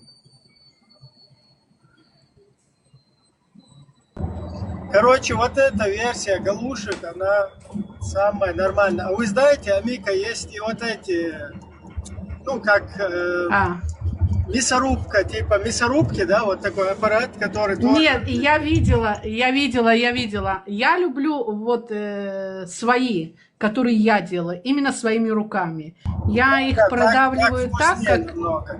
Да. Да, я их продавливаю так, как надо. Я когда была в Грозном, я делала по-своему. Они мне говорят, они же толстые получаются. Ничего не толстые. Они получаются так, именно как надо. Именно как надо. Я люблю, когда в них остается чуть-чуть бульон. Вот когда их варишь, вот в этом промежутке попадает бульон, и они вкуснее бывают. Вика, а вот это чесночный или какой вы употребляете? Чесночные. Да. Чесночные. Ну да, как и подобает, оригинально. Да, именно. Еврейские. Конечно. Бисмилля. Да. Да, ручная версия, ручные, конечно, вкуснее, намного домашнего вкуснее. Так, а другие в курсе, другие наши друзья, которые здесь? Майя, вы галушки вот такое пробовали? Делаете? Нет, они ко мне в гости Галушки приедут, я им обязательно сделаю. Такие ты не ела. Один раз попробуют, тоже начнут. Конечно. Скоро начну. Это очень вкусно. Но я люблю их именно с бульоном. Амика, я люблю с бульоном. Я в дверной проем Что? не помещусь, Амика. Я в дверной проем не помещусь. Я помещаюсь? И ты поместишься.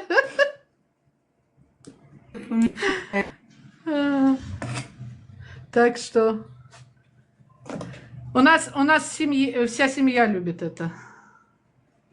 У нас дети, наши маленькие дети, вот здесь родившиеся наши дети, они очень любят его. Ну, у нас в семье обязательно хинкал, жигалныш обязательно делается. Обязательно. Вика, казалось бы, вот жижигалныш, да, ну, вообще несложная какая-то вот эта кухня, да, просто там тесто, тут мясо просто вареное, но вот это сочетание, да, вот это сочетание там с чесночным этим бульоном, вот это все равно у него свой это особый очень вкусно. Конечно. Конечно, это свое. Все равно вот у нас кухня, вот кавказская кухня, она очень богатая, и она очень вкусная, и очень сытная, и преимущество именно теста. Я очень люблю, я не помню, как... Я один раз сделала, у меня вот не получились. Лепешки вот эти с тыквой. Хингалш. Вот. Да, хингалш. Я делала, но у меня не получилось именно вот вкус моей бабушки, у меня не получился. Вот не получился. А я их очень люблю. Чепалч, знаете вы, Амика, чепалч? Это то же самое, только с сыром. Это я делаю. Чапулгаши я делаю, у меня вкусно получается. Очень вкусно. Это вопрос к Амике, бля. Вот вы нафиг мне дружбу прислали, у вас написано Амика Так, вылет. Верховная колдунья. Да-да-да, это мой аккаунт.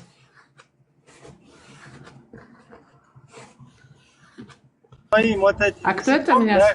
Как у сапожника. Я иду... А что он хотел? Жижгавныш Подождите, а кто это такой? Иду в кафешку, чеченское кафе открыто в Вене. Могу прийти туда поесть. Окей. Подожди, это где? Сзади Вестбанхоф. Сзади. Хочешь личку, скину фотографию адреса? Да, на всякий скинь.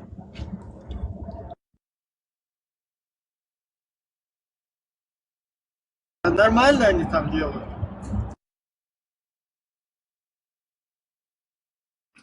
Галушки, да, но чепалкс мне не понравились. Но тем не менее, за неимением.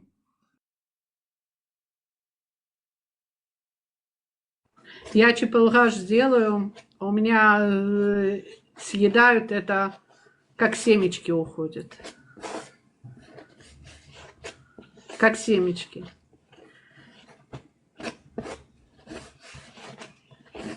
Вот такие, как цветочки, типа цветочков, галушки, вы знаете тоже, Амика?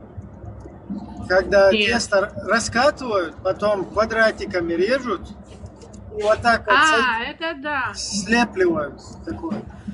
Это нет. Я люблю еще из черемши. Вы тогда уже полностью кухню знаете. Я люблю из черемши тоже, конечно. А как там у вас с черемшой можно достать? Нету. Нету.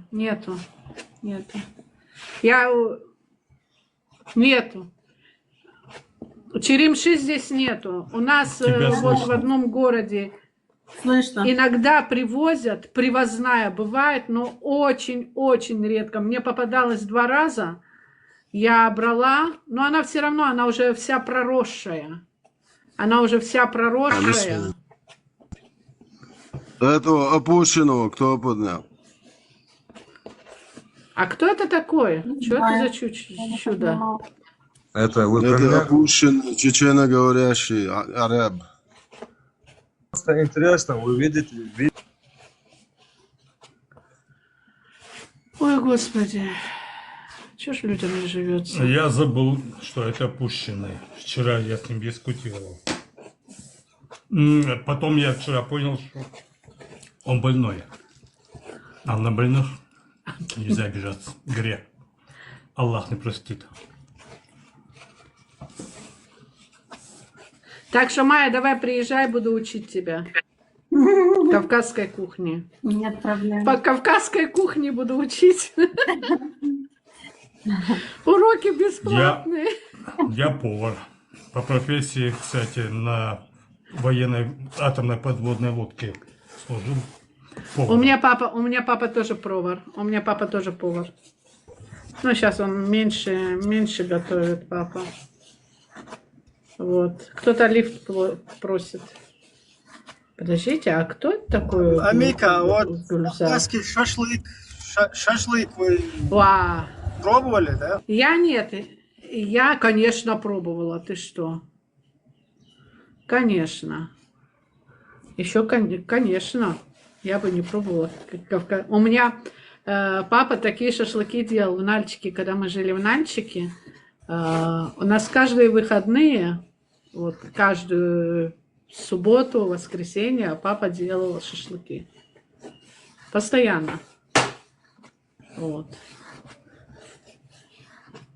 Поэтому шашлыки, конечно, именно вот с той баранины. Тоже часто. Именно с той баранины. Здесь баранина не такая, как там. Здесь баранина не такая, как там была. То же Там самое баранина могу сказать. То же самое про Европу могу, про Австрию вот сказать. Вообще не то мясо. Не то мясо. Там мясо было, это мясо. Это мясо. Ты крутишь, мама дорогая. Это мало. Это мало. Это мало, Майя. Ничего себе. Это мало. Я очень люблю их. Я их меньше бульона наливаю, но больше их. Мне дочка говорит, поэтому ты так, мама, поправляешься. У тебя, я смотрю, очень красивые галушки выходят. А ты мне говоришь их готовить По и форме. кушать. Я же тебе говорю, я не пройду в проем дверной. А потому что я, видишь, я их продавливаю.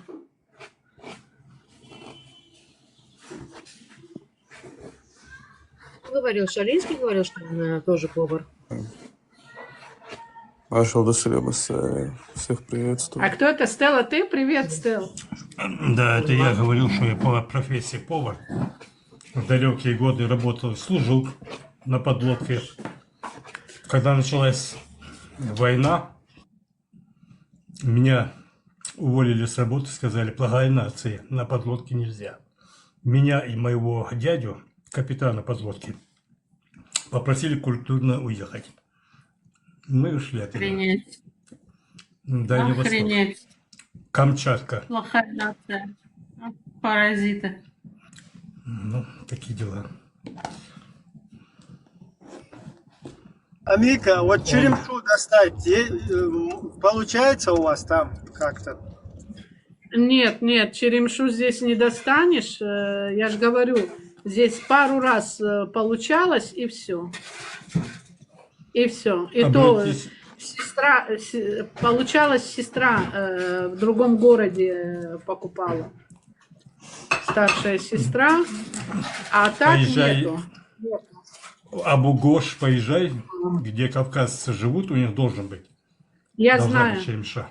Я не думаю там, что будет. В Израиле не выращивают ее. В Израиле она запрещена, кстати. Почему? Она под этим находится, под сохранностью. Я так слышала. Да. То есть наоборот, чтобы не рубили ее там. Да. Ее просто правильно надо рвать тоже. Некоторые берут с корнями там выдергивают. Ее с корнями, да, нельзя. Ее именно обрезать надо, подрезать. Да, правильно надо ее вообще срывать. Потом она наоборот даже еще лучше размножается, если правильно ее как бы срезать.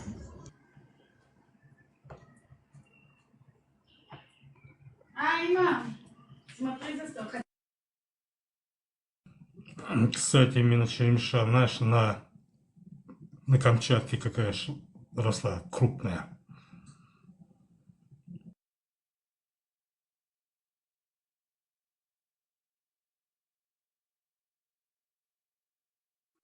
А, Мика, ты со всем этим всех мужчин доведешь. Они бедные сидят, смотрят. Потом всех к себе в гости приглашают. За этим можно наблюдать, за шедевр. Я не выдержал, чеснок поел. Увидел, как это. С хлебом просто. Теперь поставил мясо. Я же говорю.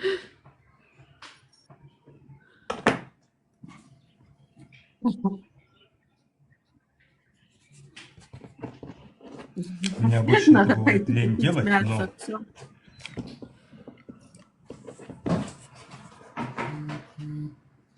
Эрик, тут все вместе, Эрик. Посмотри, что Амика делает. Все сидят завороженно, смотрят на экран. У всех глаза вот так аж крутятся, закрутились. Да. А глаза крутятся заглушками. О, песик. Твоя подружки привет передают тебе. Какие подружки? Мои четвероногие. Если я им сейчас передам привет, то мама дорогая. Так. Даже админ радио Маршу на это смотрит. Я в шоке. Как? Даже админ радио Машу, блин, сидит, лайкает, и, короче, смотрит, как делают. Да, это действительно такое... Погоди, это разве не ты? Подсудное дело, то есть это не приветствуется, вот так вот, мучить людей. А Мика, а ну выходи. Не, я не админ радио Маршу. Я Ибрагимас, админ. Так, у нас продолжение стрима Галушки, либо у нас политика. Ладно, пойду и что-нибудь поем, давайте. Хорошего стрима. Весь эфир пошел кушать. Так, это мы делаем теперь так. А Мика, Галушки отходят в сторону.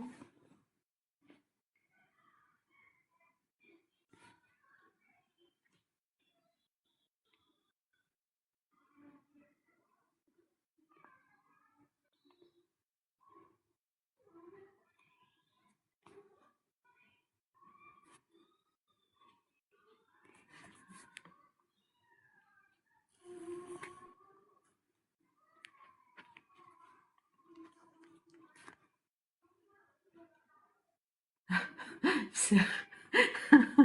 Мика, убирай свои галушки, Мика, хватит. Продолжаем. Мика. Че, все убрать? Убираю, ладно.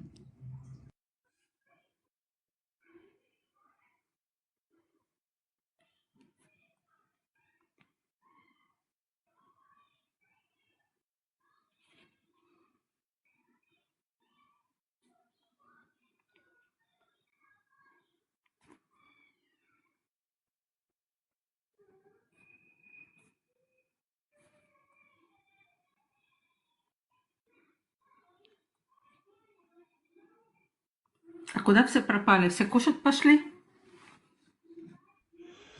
Мечтаем о галушках.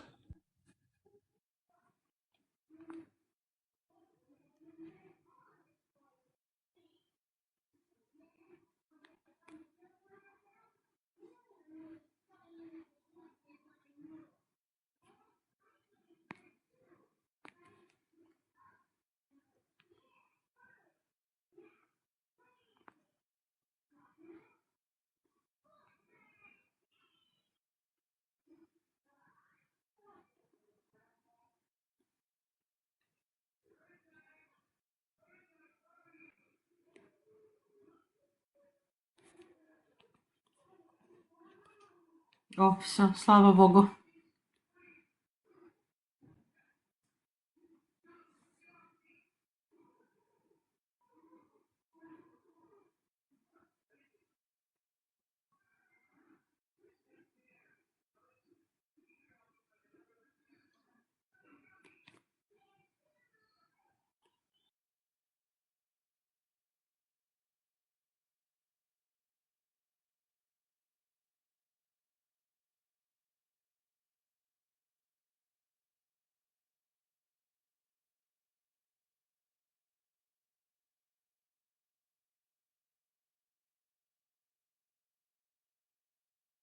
Куда все пропали? Вы пошли кушать все? Так, Амика, походу, испортила нам весь эфир с галушками. Я не виновата, честно. Нет, это фут. Я не виновата. Всё нормально. Просто сейчас появилась мотивация, чтобы нам тоже здесь приготовили галушки на месте. Так попросите. О, я упала. А? Нет, я упала. Я так понимаю, что, Амика, ты всех довела до желудочного сока. Так я же знаю, что делать. Мгм. Да, как в бриллиантовой руке. Мгм. Не виновата я. Да, он сам пришел. Не виновата я. Я делала, а вам захотелось.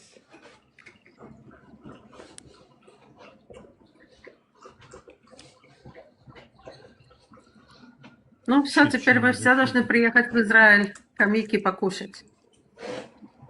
Пожалуйста. Я Да, гостям да. всегда рада. Не соберусь. Я гостям всегда рада.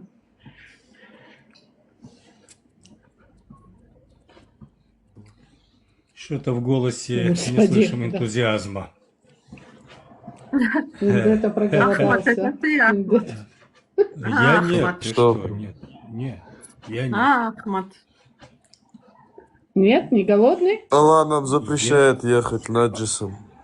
Я тебе сейчас.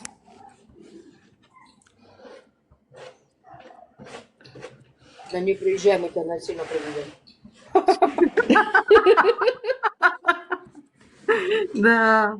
С бабушками у нас шутки плохи, да, Ахмат? Ты Не аккуратно. говори. Я просто до сих пор удивлен, почему Винтети платит Моссадам, мне нет.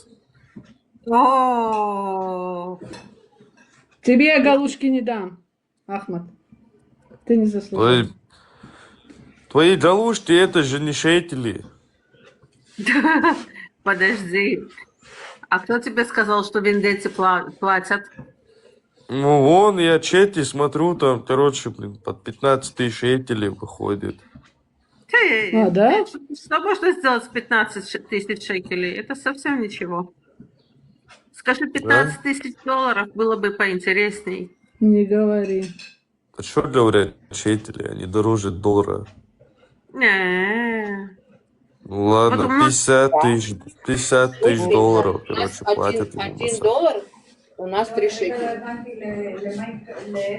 Нафал, нафал. Да, 2.9 Да. Что такого рода. Доллар, Да. доллар опустился в цене, шекель укрепился. Да.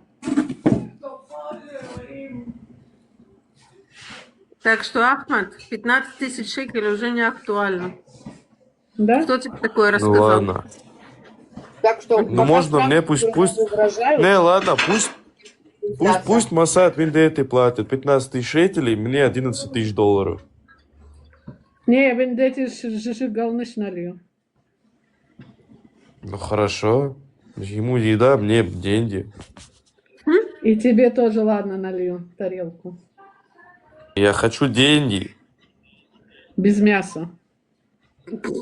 Я хочу деньги, ты говорю же. Еще бы сказал без теста. Нет, тебя какого цвета? галушки положу, но без мяса. Да. Ахмад, тебе какого цвета?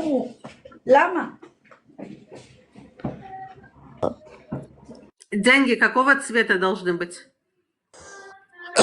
Зеленого. Ну, подожди, листья на деревьях уже вышли? Нет, до сих пор снег лежит. Вот когда снег уйдет, листья Майя, выйдут. зачем ты спрашиваешь про листья на деревьях? А он сказал, что ему нужны зеленые. Ну хорошо, мне нужны в пачках с резиной, короче, Бенджамин Франклином, короче, на этом, на 2 обертках. Я бы сейчас что-то сказала насчет резины. Не тяни меня только за язык. А ты что-то ляпнул. Обидишься на бабушку. Так хочется, ребята, с Обидишься на кем-то бабушку. поругаться. Есть внизу плохие редиски, есть? Поднимайтесь. Нервы надо Хуспе вести здесь, в порядок. Кто? Не-не-не, Хуслера нету. Это же этот, который, типа, вчера в Виндеты сидел и говорил: ты где живешь? Я приеду, бля. Всю родословную он вспомнил, косил какой. Он больной, я вчера и понял, что. Как странный никнейм у него. Маз, Баз какой-то. Виндетта знает его никнейм. Уже полгода делали. Я всегда спрашиваю, почему больные они, а геморрой у нас. Надо исправлять ситуацию. Подожди. Только чтобы нам больных не переносили, да, заберите геморрой тоже.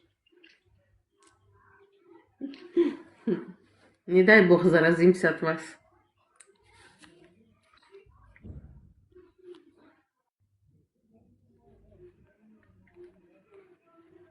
Ахмад, как дела? Так, меня зовут Ахмед. Да, я знаю, но я Его тоже? к внучонку обращаюсь. У меня тут внук есть. Что, перла? У меня все замечательно, вы как? Все хорошо.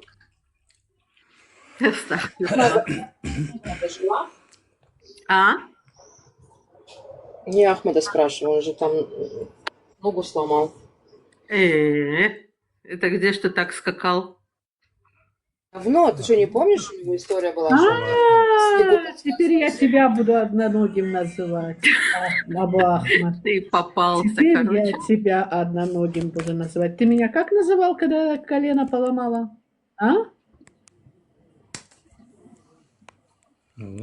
Давай вторую. Ой, ногу. беги, Ахмад, беги. А Мика, я вас представляю, держитесь за ручку. Один с одной ногой, другой с другой. Одноногий. Не, я уже стою на 2 ногах. Я уже стою на 2 ногах и хожу. Не надо? Да, он заходил на стрим, говорил: привет, бабушки. Привет, одноногая, говорю. Привет, одноногая.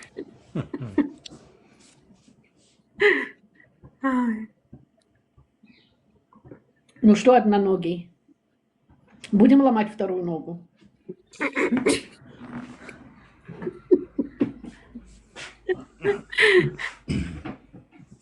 Да. Я Да. осуждаю, детей бить нельзя. Да. А бабушек бить можно? Говорил, что он тебе хочет вторую поломать. Он просто смеялся над той, которая у тебя сломалась. Да. А ты сразу на вторую наехала.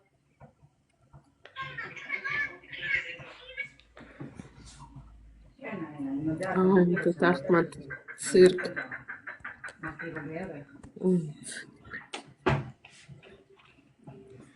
Молодец я. Подключайтесь, поднимайтесь.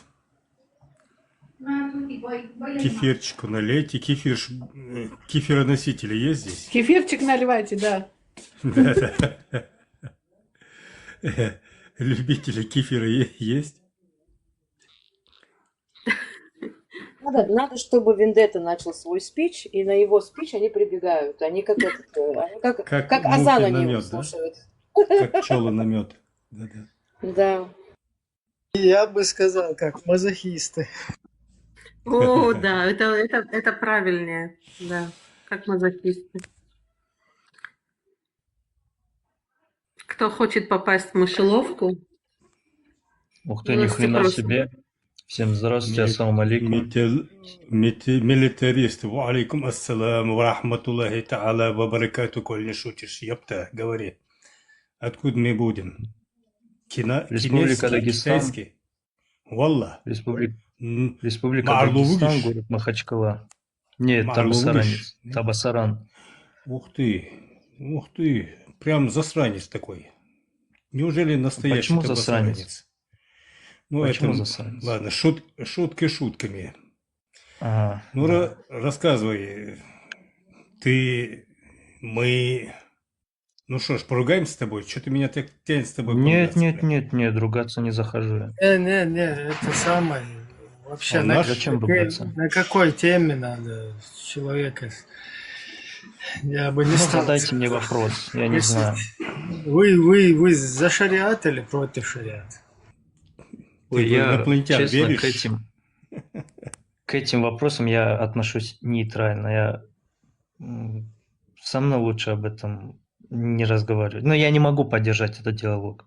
Вот так я скажу. Не смогу обсуждать на эту тему.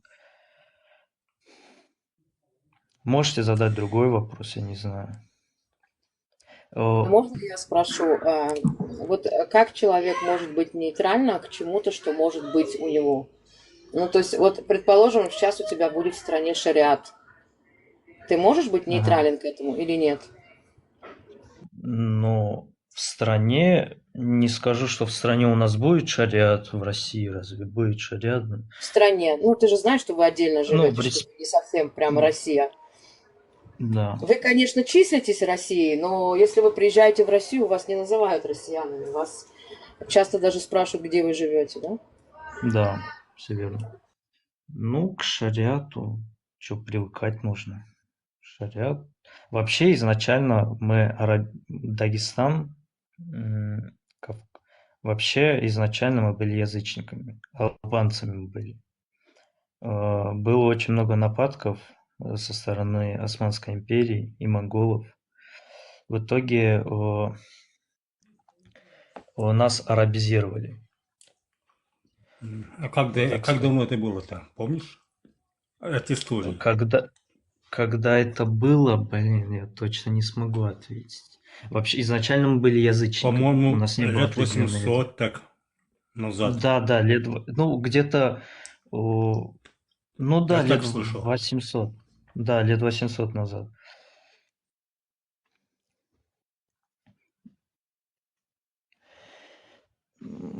Так, еще какие-нибудь вопросы будут? Человек меня тут назвал странной, да? Вот смотри, когда приходит татарка, говорит, я с Татарстана, да? Мне говорят, ну иди отсюда, чурка, ты с Татарстана. То есть они даже не знают, что это Российская Федерация. И ты меня называешь странной? Или ты не я странная, ребят, это вы не понимаете, что творится у вас там. Реально, люди не знают, где Татарстан находится, что это вообще Российская Федерация. Они думают, что это где-то отдельно, где-то у кого-то.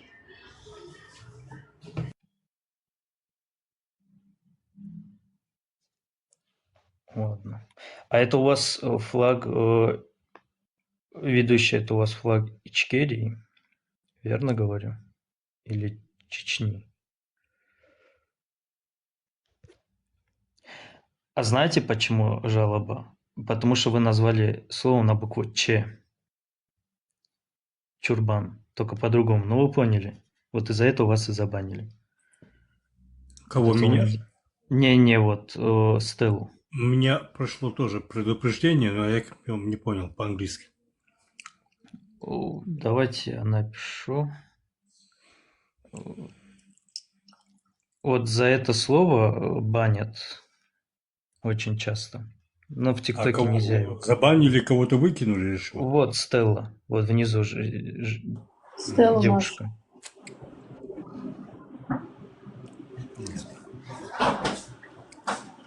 Ее забанили за это слово. Это же флаги Ичкерии, я верно говорю?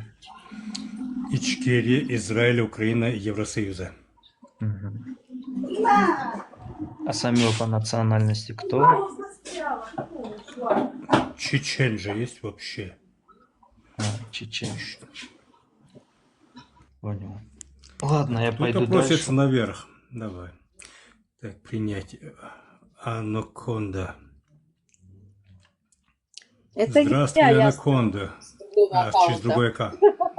Да? Ну а что могу поделать? Вы же видите, за полчаса второй аккаунт жалобы Ах ты, кидают. хулиганка, столько аккаунтов Кстати, у тебя. да, я обязана была, потому что с начала войны 7 октября на все израильские аккаунты шли жесткие правила, нас блочат за все и за любое слово. Кстати, милитарист. Да. Вот ты говоришь, я сказала неразрешенное слово, да? Я Ага. тебе могу показать эфиры, где зигуют, где говорят имена тех, кого тоже нельзя, где говорят, что евреи будут печь в печках, делают это, флаги За это кидают. нет, не банят. За И это ничего не делают. Вот. Так вот, Да. о чем это говорит? Это говорит о том, что TikTok проплаченная платформа, заинтересованное лицо, которое пропагандирует одно и закрывает рты другим. Вот и все. Ну да, с одной стороны так. Что поделать. Ладно, я пошел дальше. Вам всем удачи. Мира над головой. Хорошего дня. Давайте. Удивил, что с Дагестана и хорошо поставленная речь, честно говоря. В последнее время не в обиду дагестанцам, но часто, которые приходят ребята молодые, они два слова связать нормально не могут. Да, я знаю, я это прекрасно Вот понимаю. это вот же, че, че, вот это вот Ага. нормальное предложение не могут поставить. Ты Верно. молодец. Все, ладно, до свидания всем. Ассаламу алейкум. Пока-пока.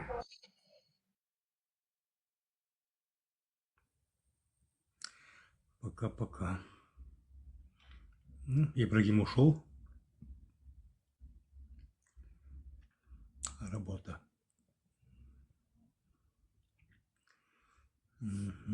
Вендетта, открывай микрофон. Начинай проповеди. Прошел час молитвы. Все тебя слушают. خذها عون شريسة البراق ناخد واسطة شوف خرب телефон. Просто у меня шумение страшно. Я сейчас недолго прокачку сделаю, поставил коробку, я уже пустил. Я вас слушаю, Кэрри. Вендет, ты слышал мою просьбу, да? Свою молитву салата оливье, пожалуйста, добавь хумус тоже. Окей, обязательно.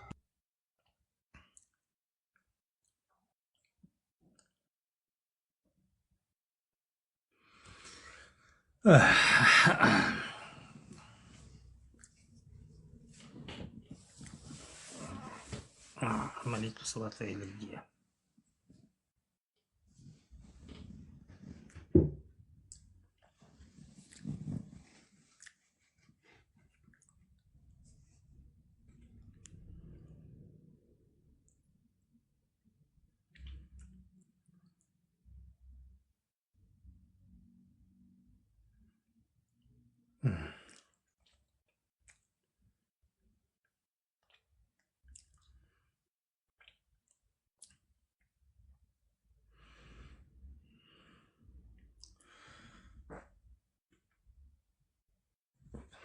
Ух ты, надо же, время настало.